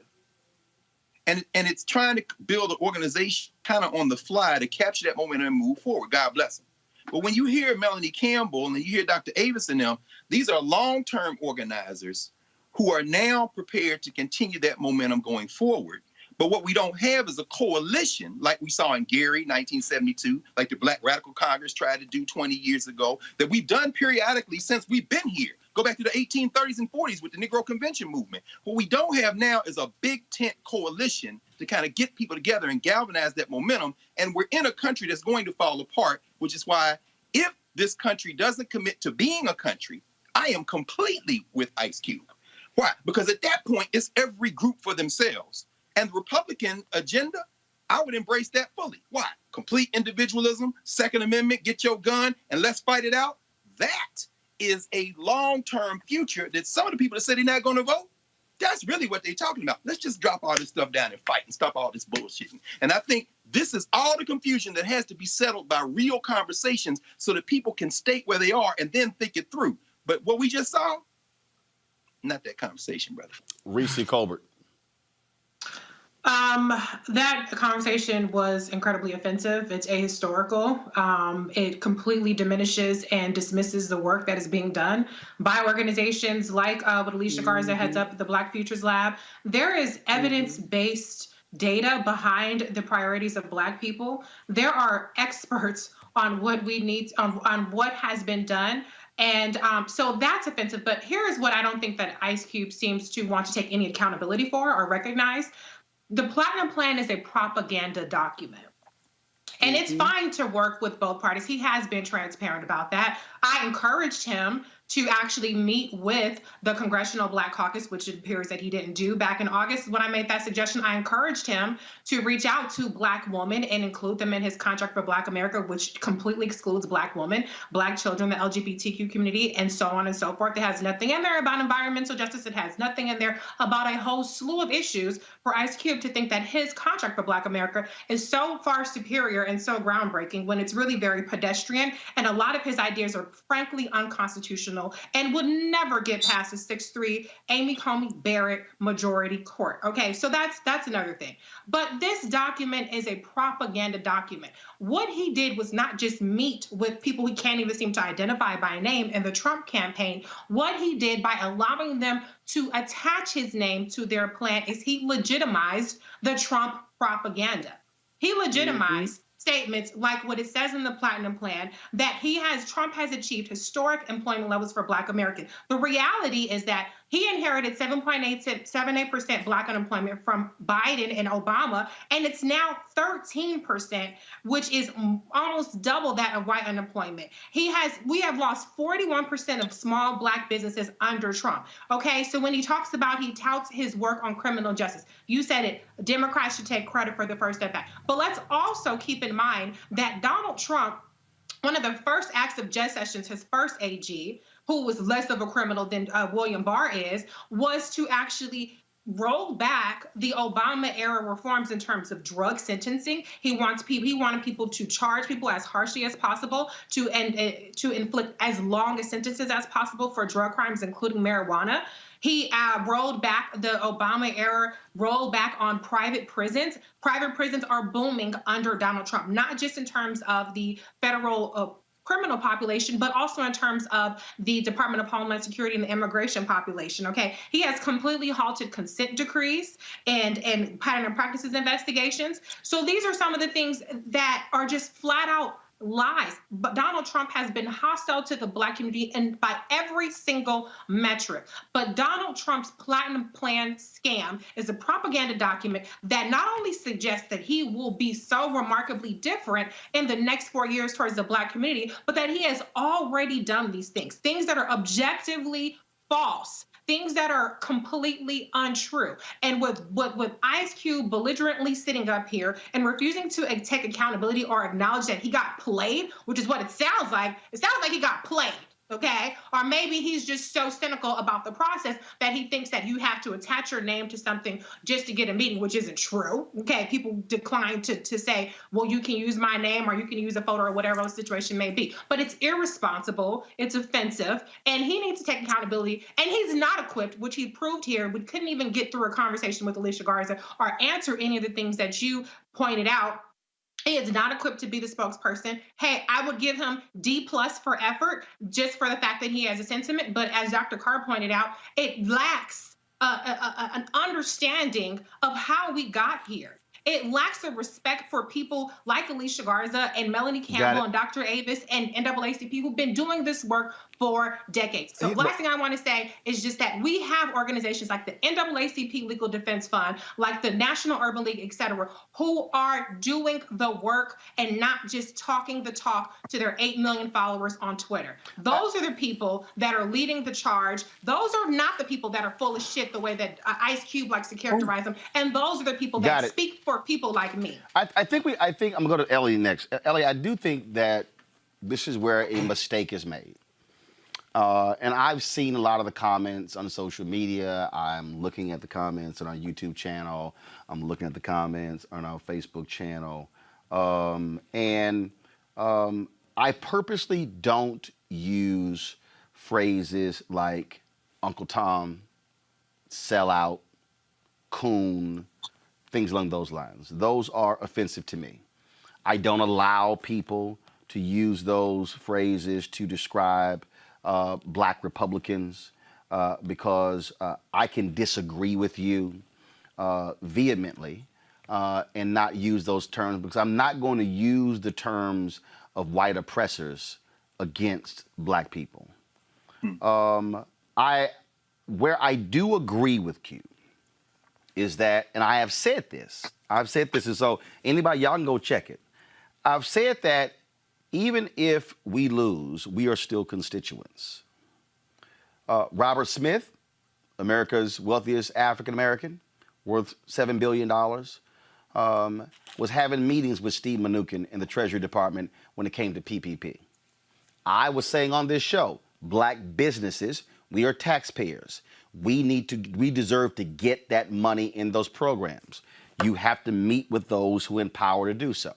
I know of other African Americans who have had meetings with the administration on various issues. The First Step Act, Congressman Hakeem Jeffries got a lot of criticism for working with Jared Kushner on that very bill. He got criticized by some of the Democrats in his House, even among the CBC. But he said the greater issue is ensuring that we get some of these folks get out of jail, and we have to actually get it done. So the question then becomes, with all of that, how then do we as black people work with a Trump administration? Do we say, no, I ain't talking to you, I'm not looking at you, I'm not sitting down with you? Or do we say, you know what, you're in, I got to deal with who is in power? Because that's the issue that we have to confront when Republicans control state legislatures all across the South. When Republicans control the United States Senate. We have to deal with that very issue. How do we do it? We start by saying we will not be used by you. All right. Mm-hmm. So you have to negotiate with people. You have to fight for your rights, regardless of who happens to be the president or who happens to be the governor of your state. But you will not be used. You will not be made a token by these people. Alicia Garza said the most important thing in that interview. Justice is not transactional. Other black leaders have said, we have no permanent friends. We have no permanent enemies. We have permanent interests, all right? And those interests, that interest in justice cannot be thrown away on a transactional basis for some nebulous promise of cash considerations, all right? We're not the Mets. We've got actual issues that we need to push forward. And so Reese, I think, just did a great job of explaining some of the justice issues at stake in this election and at stake in this country that Ice Cube's program does not address and cannot address, because he's trying to address it with a white supremacist organization that will never share the one thing we need, which is not cash. It is power. Let me say this here. And it is power that these people will never share. Let me also, and so that, right. Go ahead and finish. Go ahead and finish. It is that power that we have to take back. We have to take it back in the streets. We have to take it back in our legislators. We have to take it back at the ballot box. We have to take it back through court, in the courts. And if we don't try to take that power back, then all the money in the world isn't going to change our situation. Let me say this before I go to Erica. For any of y'all fools out there who running your mouths talking about Cube was set up and ambushed. No, Cube and I communicated directly about him coming on the show today. He agreed to come on. He was on last time, and he took questions from Greg, from Erica, and Reese. So if you stuck on stupid, trying to spread that nonsense, that crap ain't gonna fly, because that's what we do on the show. We have a well-rounded conversation. Erica, your thoughts?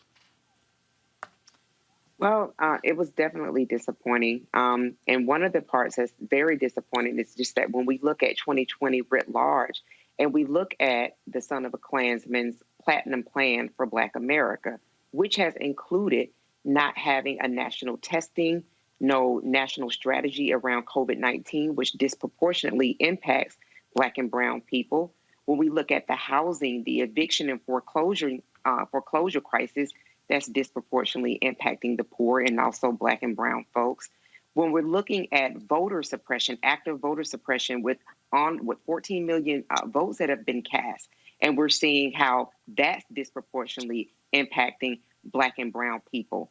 And the list continues to go on and on and on, that he would so not just take any of that into consideration and dismiss that, and then also dismiss the folks, and we've been saying it and I'll continue to say that, dismiss the people that have been doing the work, the policy wonks, the activists, the grassroots organizers who have been entrenched in this work, to say to folks that have been doing that work, well, you need to come and talk to me, is a complete dismissal of all of what they've been doing to uplift, to bring forward agendas that actually do envelop in not only Black people, but people of color.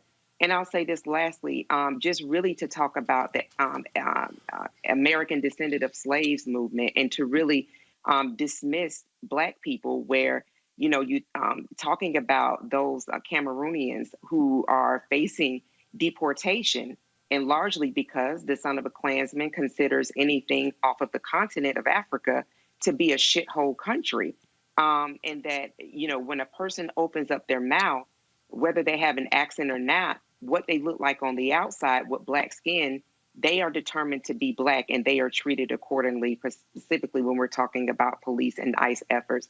And so not considering everything that we, working, wealthy, Black folks, brown folks, are having to endure, and the poor as well in this country, under a regime who has no interest in dealing in Black life, but continuing to suppress and oppress and make sure that there is apartheid rule after 2020, is really, and then not wanting to actually get a civics understanding that the 400 bills that are resting at the feet of the Grim Reaper, and that there is a majority Republican Senate that is refusing to take up votes, that is refusing to offer relief to millions upon millions of America, really speaks to a lack of this broad interest that he claims to have, and seems to be more positioned to self-interest. And that is disappointing. But Greg, still, how do we do this? And I'm gonna take you back. When I interviewed Bob Brown. Bob Brown, here he was, someone who was on the board of SCLC, greatly helped Dr. King when Coretta Scott King asked him to accompany her to the airport to get his body. Bob Brown then gets asked by the Nixon administration to come work for them. A lot of Black people said, Bob, what is wrong with you? How dare you? How dare you do this? How dare you go work for that man? But then Bob goes into the administration. And Bob has this massive portfolio. And when you look at the programs that were created to help Black businesses, the loan that Earl Graves needed that last $100,000 to launch Black enterprise. And there were folks in the Nixon administration who said, absolutely not. He's a Robert Kennedy Democrat. And Bob Brown said, hell no, the loan goes through. A Black four-star general, any number of things. And there were people who were saying, Bob, how dare you? Bob said, I could not on the outside talk about what Black folks needed and pass up the opportunity that if I could help Black people on the inside achieve those things, I had to. And so I do believe, Greg, that we as Black people have got to grapple with this whole issue of how do we deal with and work with power when it's who we vote against. And it's a conversation we got to have, because it's there.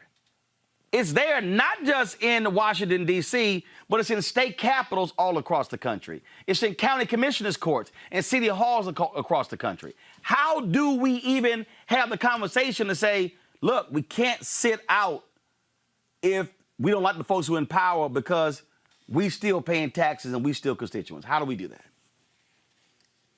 Well, Roland, we are all beginning, regardless of what has been said today by everyone, we're all beginning with a flawed, anchored in a flawed premise, a flawed assumption The flawed assumption is that we live in a nation.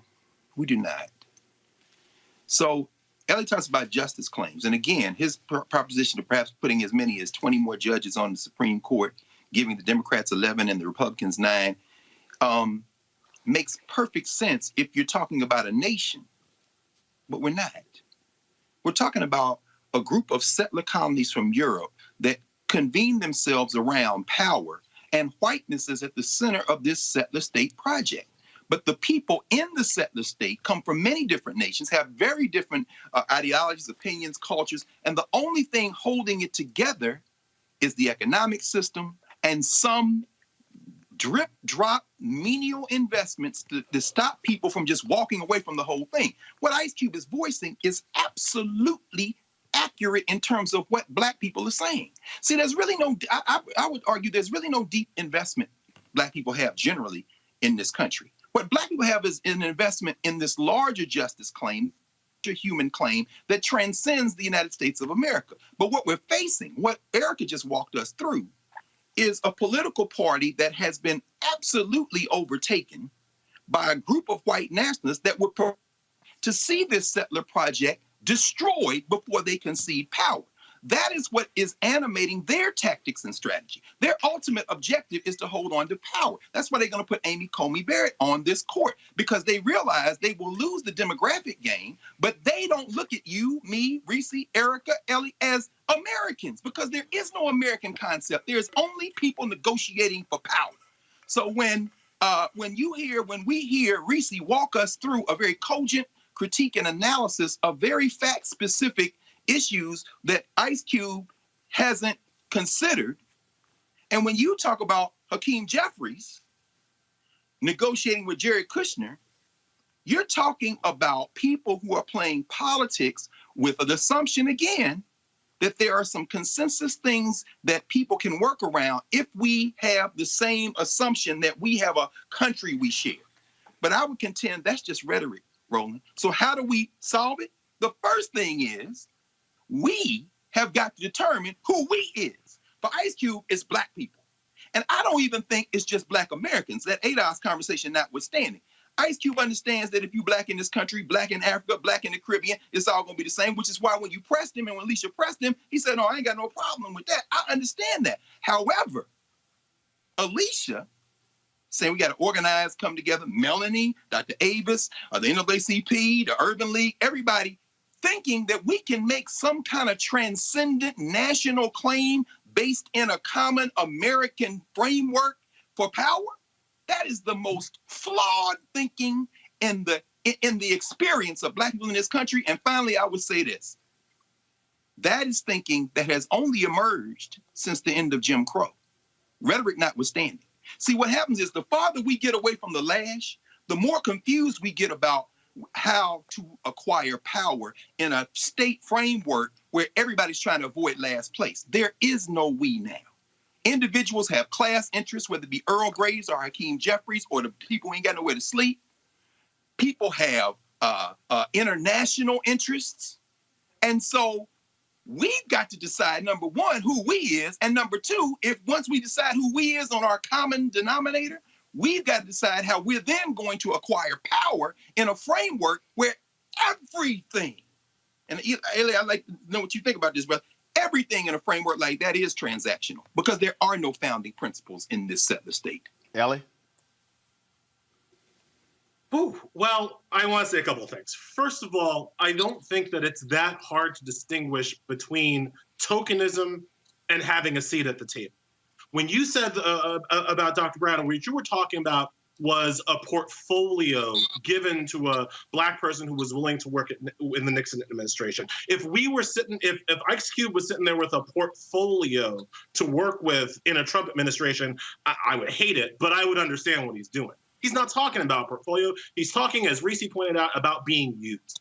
And I don't think it's that hard to see the difference between somebody who is just supposed to be a Black face on a white supremacist plan versus somebody who is empowered to actually bring justice and equality for the people. So that's number one. Number two, I mean, look, the larger issues that the doctor is talking about in terms of our nation state and our polity and our ability to achieve justice within the structure of white supremacy, under which we were brought here against our will, is a difficult philosophical question for me to answer.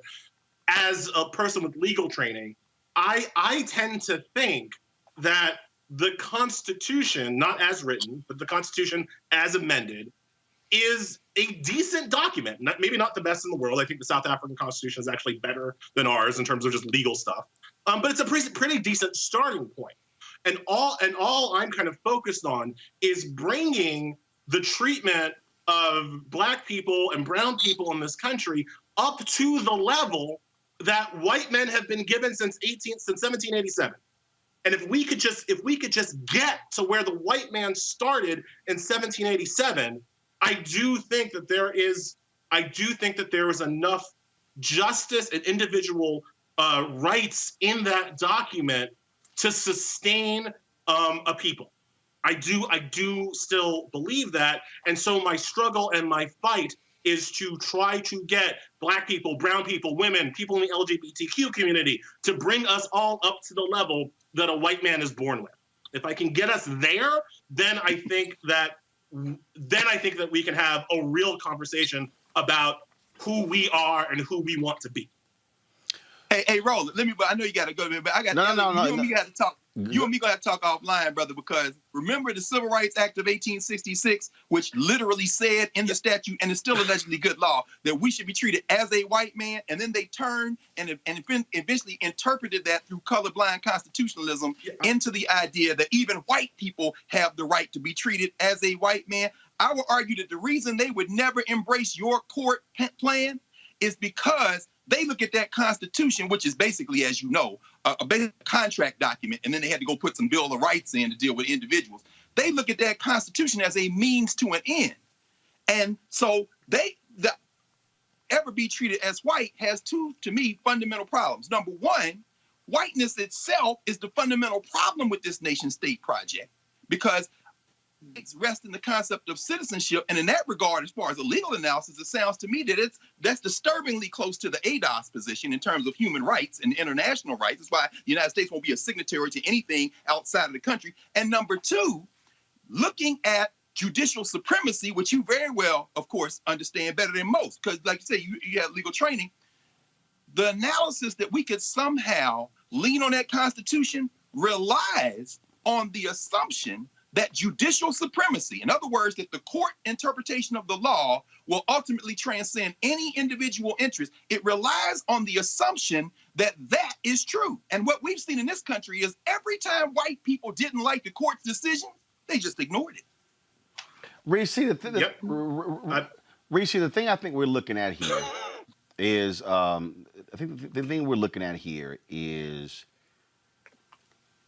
I think the visceral reaction to this is also because they just released it yesterday, 20 days out the election. The whole conversation around Black men and the Trump folk, to your point, we know this plan isn't real. I mean, we know it's not real. I keep saying it ain't a platinum plan, it's the aluminum foil plan. But that's not what they desired. All they wanted was the hit to say that they met with Ice Cube and he worked with him on the plan. That's what they wanted. But we do have to put this out there as well. Democrats also bear some responsibility here. You heard Alicia Garza say she laid out these things and basically got the cold shoulder from the Biden campaign and from the Democratic Party. Yeah, there was a meeting, or maybe there wasn't a meeting, but hey, we like 85% of what you have. But we'll get to it after the election. I showed the analysis of how much is in Cube's contract with Black America, as the CBC's already put together. If you're the Biden folks and the Democrats, why in the hell didn't you say that? And so I also think this was also a mistake on the part of Democrats by basically saying, yeah, we'll get to you later, and not surveying the land and seeing what's going on to preempt what actually happened here. That was a political miscalculation on the part of Democrats. I do not disagree with that at all. I think that they, again, this goes back to messaging. I've said it many times, Democrats have the receipts, but they are vastly underestimating the messaging that's required and the way that that messaging pierces through, particularly to a very social media driven population. That's not to say Black people are more social media versus white people or whatever, but I'm just saying that social media does a lot in terms of pushing the conversations and the narratives that we're having. I will say, in defense, I respect what Alicia Garza said, but I recall at Essence Festival in July 2019, where Senator Kamala Harris actually referenced the Black Futures Lab and the Black Census Project and laid out an agenda that is directly aligned with that. Yes, she did. So it's not all people are created. I was sitting front row at Essence when that happened. I remember you were there. So anyway, that happened. But to your point, this is the thing. Like I said, Ice Cube is ill-equipped to present anything. His plan is inadequate. His plan is mostly unconstitutional. And I can go on and so forth. Like I said, I guess for the sentiment of deciding that you want to do something, great, that's fantastic. But he is not a person that has any credibility, any kind of expertise, any kind of evidence-based data to where he should be a person they should meet with on the merits.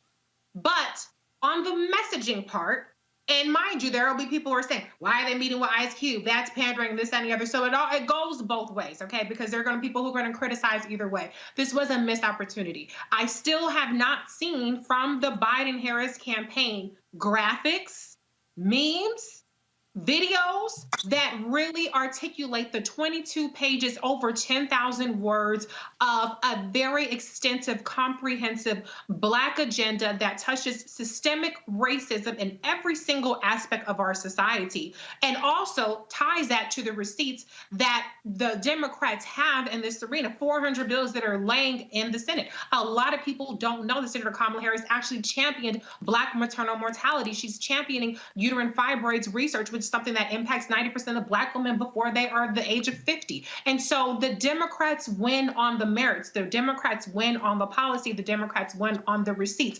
But they are missing the political landscape that we're in, where you have to win the messaging. Nothing else counts if you don't have the messaging, because that's what people are looking for. You have to make it easy. You have to make it something that they can share, that they can ingest, and that they can run with, because people will take a 280 character tweet, they'll take a headline, they'll take a caption, and all of a sudden they're experts. So you have to give them the headline. You have to give it to them and quit talking in these platitudes about how Black people are powerful and we appreciate you and rah, rah. Give people the specifics and let them make the decision, because you have a winning policy, you have a winning platform. People just got to hear about it. Erica, again, I think that the point I raised by saying what I said to Ice Cube here and when he was on last time, what I said to Diddy, what I said to Alicia as well. It's like, look, it's one thing to take your celebrity, to take all of that and say, and speak to your following, and we should be doing these things here. But the reality is you still have to have infrastructure to see that through. So, for instance, this is real simple. Let's say you look at the existing polling data, Biden-Harris wins. Okay. Then, if you're Ice Cube, are you walking into the White House by yourself? If you're Diddy, are you walking in by yourself? I ain't talking about your social media following. As opposed to, I'm walking in with infrastructure. I'm walking in with researchers. I'm walking in with people who are on the policy side, who are on the lobbying side. And I'm letting you know that I am prepared to mobilize my following to then back this thing up and drop folks on Capitol Hill and drop people on congressional offices around the state. That is what the most important thing that I've said to Diddy and to Ice Cube. You got to have the infrastructure to back up the boasting demand that if I want this and I don't get it, you're going to pay the price. It can't be a rhetorical thing. It has to be a real thing that you're willing to execute. Your thoughts on that, and then Ella. Right, because then that requires interest and work. In the land of celebrity, if you demand something, then you can have a team of people put something together and you can have them do the work. What you have just laid out, Roland, requires work. And just thinking about this platform that you've developed, every night, 5 days a week, there is a walking through of civics lesson. It forces people not just to have hot takes, but to actually wrestle with policy, to actually wrestle with the headlines, as Reese pointed out.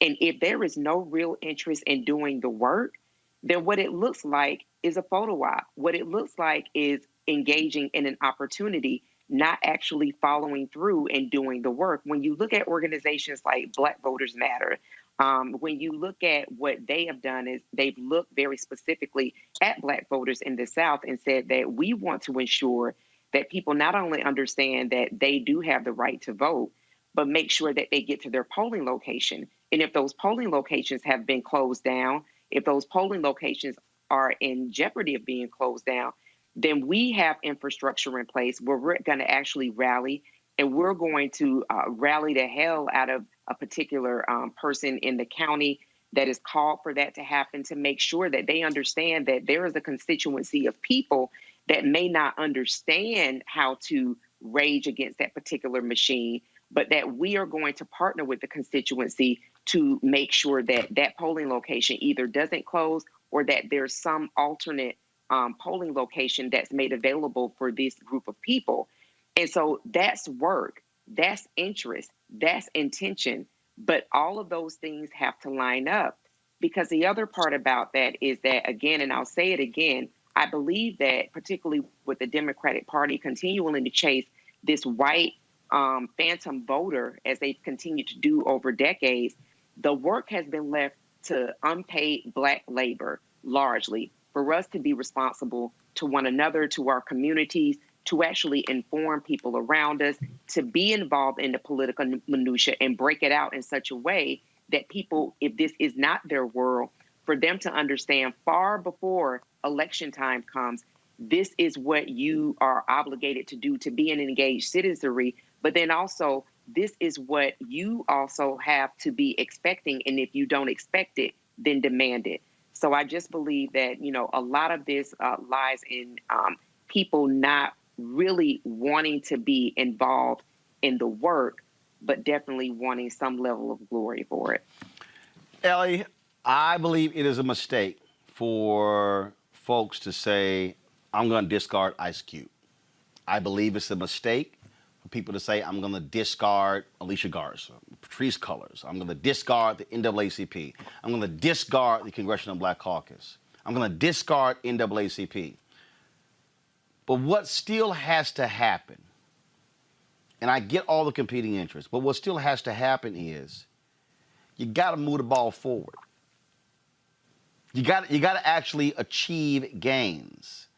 Meeting is one thing. Saying, hey, I'll include something in our plan is another, but it has to get done. And that is the fundamental issue. When you hear disaffected Black voters say, I ain't seen nothing change in my community, it's because no one is saying, one, this is what we did, and we're going to remind you we did it and show you we did it. Your final thoughts. Yeah, well, the part of it is that people are looking too big and not looking small. People aren't looking at the incremental gains that are being made. And so I will close with the story of a Supreme Court case that's happening this term.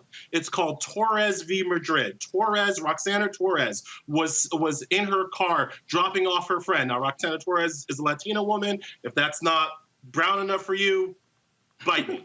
But she was sitting in her car. She dropped off her friend. The cops were staking out the apartment complex. They approached her car. She thought she was being carjacked. She tried to drive away. Cops shot her twice in the back. Roxana Torres got away. She got to the hospital. She got treatment. She lived. The cops arrested her at the hospital. She sued the cops for excessive use of force, one of our Fourth Amendment rights. The court, Trump judges, threw that case out, saying that it could not be a Fourth Amendment issue because she wasn't successfully captured.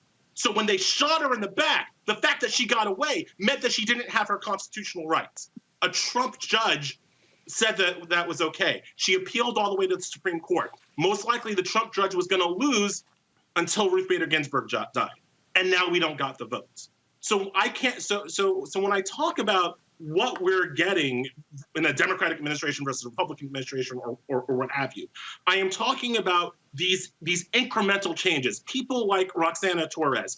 The fact is, I cannot push the ball forward on anything that matters in terms of criminal justice reform or civil justice reform if I have to compete with Trump judges throughout the system. So we are getting something when we elect Democrats. It's small and it's hard to see all the time. But there are people like Roxana Torres who would have rights if Trump was not the president. Ellie Minister with the Nation, I certainly appreciate it, sir. Thank you so very much. I'm going to end the show with this, and this is critically important. And Greg know what I'm talking about. Reese know what I'm talking about. Erica as well. I posted this graphic last night. Go to my iPad, please. For the last 2 years, but definitely the last 7 weeks, we have been asking House Speaker Nancy Pelosi to come here on Roland Martin Unfiltered. Every week, what I've gotten is she's not available. She's not available. She's not available. But when I look up on MSNBC, she's there. When I look up on CNN, she's there. I've made it clear to her staff that why you're not doing black media. I had a conversation with Joe Madison this morning. He told me he's been trying to get her on his show on Sirius XM for years. No luck. So I went ahead and put that thing out there to the public, telling people exactly what's going on. And I said, point blank, you need to do black media. You should be appearing on, talking about public policy, talking about the CARES Act, talking about these bills. Joe got a call later today. Guess who's going to be on his show next week? There were a lot of black people who were criticizing me on Instagram and Twitter. Oh, this is not right. This ain't the right time. But here's what y'all don't understand. Show me what black people have gotten unless we had to call folk out. Show me where we got the interviews, where we got the resources, where we got the money because folk did the right thing. When Senator Amy Klobuchar wasn't meeting with us, she got called out with "Where's Amy?"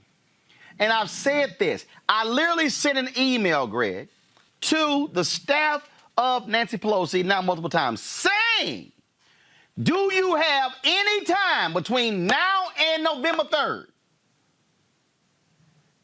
All I got back was she's not available. So I want all y'all to understand, I'm going to post that graphic every single day. I'm going to post that graphic every single day until Nancy Pelosi comes to this show. Because here's why. You're going to treat us the same way you treat CNN and MSNBC. We are not going to be disrespected, and it's not going to be, I've had Congressman Clyburn on. But here's the deal. This year, I've had Senator Chuck Schumer on this show twice. He's a Senate minority leader. You can't tell me you don't have any time. And for all of y'all who are like, oh, you ain't doing this thing right, you ain't doing it. I told y'all what Dr. King wrote in his book, Where Do We Go From Here, Chaos or Community? He said there are 4 institutions that are primed to move black people forward. The black church, the black press, Negro fraternities and sororities, and black professional organizations. And what Dr. King said about the Negro press, he wrote, you must maintain your militancy. He said, do not fall into the conservative position. Maintain your militancy. I need y'all to understand, 2 years ago, NNPA, they asked Congressman Eleanor Holmes Norton to commission a study on the spending of federal dollars for media. Over 5 years, $5 billion was spent on the federal government on media. $51 million over 5 years went to black media. So y'all might ask, well, why are you going to sit here and press the Speaker of the House? Because she needs to talk to black media. Her staff needs to understand that if you want black votes, you must talk to black media. You must let black people who watch black media see the Speaker of the House. It's the same reason why I want Joe Biden on this show before November 3rd. The same reason I want Kamala Harris on the show November 3rd. And do understand, I have asked the White House repeatedly since 2017 for Donald Trump to sit down as well. But I need black people to learn to get some damn backbone. I need black people to stop saying, why you got to do that now? It's too many things happening. We got the election going on. We don't need to mess up nothing. If they not going to talk to you before the election, they not going to talk to you after. King said, maintain your militancy, which means somebody has to have the same guts as Frederick Douglass and the North Star, as Ida B. Wells Barnett, as Robert Abbott and the Chicago Defender, as Claude Burnett and the Negro Associated Press, and A.I. Scott with the Atlanta Daily World, and the folks who ran the Pittsburgh Courier and Freedom's Journal, and on and on and on. I am sick and tired of black people willing to accept less. Let me be clear. I told you I will challenge the Biden-Harris campaign. I will challenge the Democratic Party, the DCCC, the DSCC, the DOCC, Democratic Governors Associations, the Republican Party. I will challenge Alpha and Kappa and Omega and Sigma and Iota and the Zetas and the Sigma Gamma Rhos and the Deltas and the AKAs and the Links and the 100 Black Men and the Boule and Sigma Pi Phi. I can go on and on and on, because if black media does not maintain its militancy, then what the hell do we have? So yes, get used to it. And I would advise you, the folk who work for Speaker Nancy Pelosi, I would advise y'all to find some time to book her on this show, and Roland ain't just talking for Roland, to do round tables with black newspapers, to go on Ricky Smiley's show and Steve Harvey's show and Michael Baston's show and do other black media, because I am not just willing to talk about myself. I'm willing to say, no, you got to talk to black media overall and treat us the same way you treat everybody else. But Greg, is a whole bunch of us scared to be unapologetically black. You on mute. You on mute, Greg. Greg, you on mute. Greg, you on mute. I think I said you black as hell, so you probably, you black. You may be black enough for all of them. You clearly were black enough to get Nancy on the Black Eagle. So, you know what? She's got to do it. I mean, listen, we heard all night tonight. Reese has been laying it out. Erica put it very plain. Y'all got to deal with us. Cube is speaking from the heart. Now, yeah, he don't have all the thing together. Alicia we're all on the same team in terms of wanting to stop black suffering in the world. But let's be very clear. We got to have some backbone to be able to do that, because these are our open enemies. They don't give a damn. So we got to at least have enough self-love not to give a damn either. So you're right about that, Roland. I'm glad to see she's going. She probably gonna save you for last, because she know when she come up in here, she got to come correct. And again, all I want to do, Reese, I want to talk to her about the CARES Act. I want to talk to her about negotiations on Capitol Hill. I want to talk to her about public policy. This is not about, man, you gonna call her out. No, but you got to respect us enough to schedule us. Right. I mean, I've always been touting the value of black media. I think a big part of the Democrats' messaging problem is they put out these Zooms and these meetings and these live streams expecting people to come to them. You got to come to where black people are. Black people watch Roland Martin Unfiltered. I mean, this is a daily digital news show, so this is kind of a no-brainer. I know this week all on Twitter it was trending boycott NBC, and then you have all these complaints about the about the mainstream media and how they treat different Democrats and they run with different things. And yet when it comes to black media is treated like a second tier, even though black media has wide distribution in terms of syndication nationally, or even, as you pointed, I think you said 30 million views a month. These are no-brainer things to do. And it's how you continue to engage with the black community so that you don't have a sprint in 2 weeks to try to shore up your base, or that you don't leave. To Cube's point, I will acknowledge that. that wiggle room where people are disaffected and they feel like, well, these people are talking to me versus these people, even though these people are full of crap. So to me, there's no reason for Black media to have to fight as hard as it does, because Black media is not second tier in terms of the quality of content, and certainly not second tier in terms of the audience, because the audience is the base of the party. So I would encourage all elected officials, including Speaker Pelosi, to do the Roland Martin Unfiltered show and do Black radio, do Black media across the board, because these are valuable spaces talking to your constituents that you need. And Erica, they should say at least twice a year that you're gonna do a round with the Black media. And I said the same. Let me be real clear. I said the same thing when Obama was president. Oh, I called him out when he was ignoring black radio for a long time after he first got in. So y'all, people need to understand, okay? And I had to check somebody, Erica, Greg, and Reese. Matter of fact, I put this graphic on my Instagram page. Let me go ahead and just show y'all, because see, folk were trying to test me, Erica, and they didn't quite understand who they were dealing with, and so I had to let them know who they were dealing with. Let me show this before you make your closing comment right now.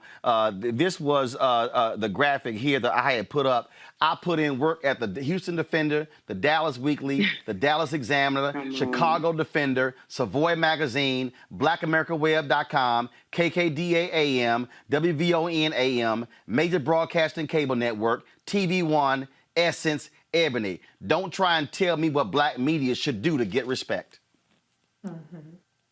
That's right, Roland. You've been involved and engaged for quite some time. I'm just thinking about the Tom Joyner Morning Show and the work that you did. Oh, yeah, damn. I left off the Tom Joyner Morning Show. Yeah, I did. There were not enough characters. And I knew I left something off, but I'd included him in a tweet, but I forgot that one. I'm going to have to fix the graphic. Go ahead. Yeah, for sure. I mean, so you have put in the work. You do have the credentials. You have the receipts, as Reese would say, right? And I think the other thing around that, too, is that we have to expect to have better.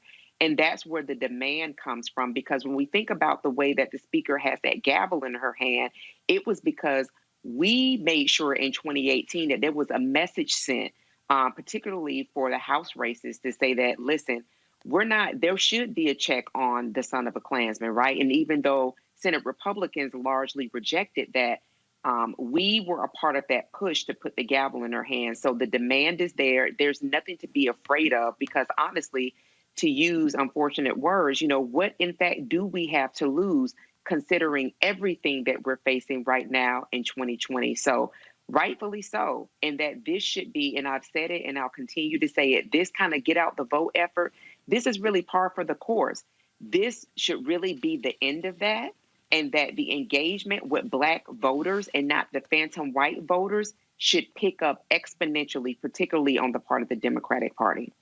All right, folks. Look, we want y'all to support what we do at Roland Martin Unfiltered, and that's become members of our Bring the Funk fan club. Every dollar you give goes to support this show. We were in Houston and Dallas earlier this week. I plan on hitting the road in North Carolina, which early voting began today. Next week, trying to go to Atlanta, Mississippi, all across the country. You can do that, folks. You can give. And look, it was 12,000 of y'all watching live, our highest number ever on YouTube. Wow. We broke the record tonight, 12,000. Folks, y'all can give right there on YouTube. You can go to Cash App, $RM Unfiltered, PayPal.me/R Martin Unfiltered, Venmo.com/RM Unfiltered. You can also send a money order to New Vision Media, Inc., 1625 K Street Northwest, Suite 400, Washington, D.C., 2006. Every dollar you give goes to support this show. Folks, this is all about us having something that we own, we control. That, look, ain't no cable network or broadcast network gonna have a 40-minute conversation with Ice Cube about these issues. No, they're not gonna do it. They might do 6, 7, 8, maybe 10. They ain't gonna do 40. This is why we got to have our own. That's a real news show and not just some nonsense going on. Let me also shout out. Remember we had Regina Bell on. She wore that shirt that said "Vote" and the V was bloody. The brother, he's on Instagram. KD Knowledge Designs. KD Knowledge Designs. His website is knowledgedesigns.net. He actually sent me this shirt. He sent me the Vote one. I'm gonna wear it tomorrow. So let me just stand up And so this is the full shirt right here, y'all. Vote like your ancestors died for it. So I appreciate him sending me the shirt. So again, if you go to knowledgedesigns.net, you can check out the shirt. All right, y'all. I was supposed to have my man Lorenz Tate on and some other guests. Y'all, but the Ice Cube conversation, it was too hot. I could not let that just end. And so we're going to reschedule my homeboy Lorenz. So Lorenz, I'm going to send you a text. My bad. To everybody else, thank you for watching us, folks. We'll see y'all tomorrow. We're going to have, of course, a recap of the Joe Biden town hall on ABC, and we might cover that fool on NBC. All right, I'll see y'all tomorrow. Ha!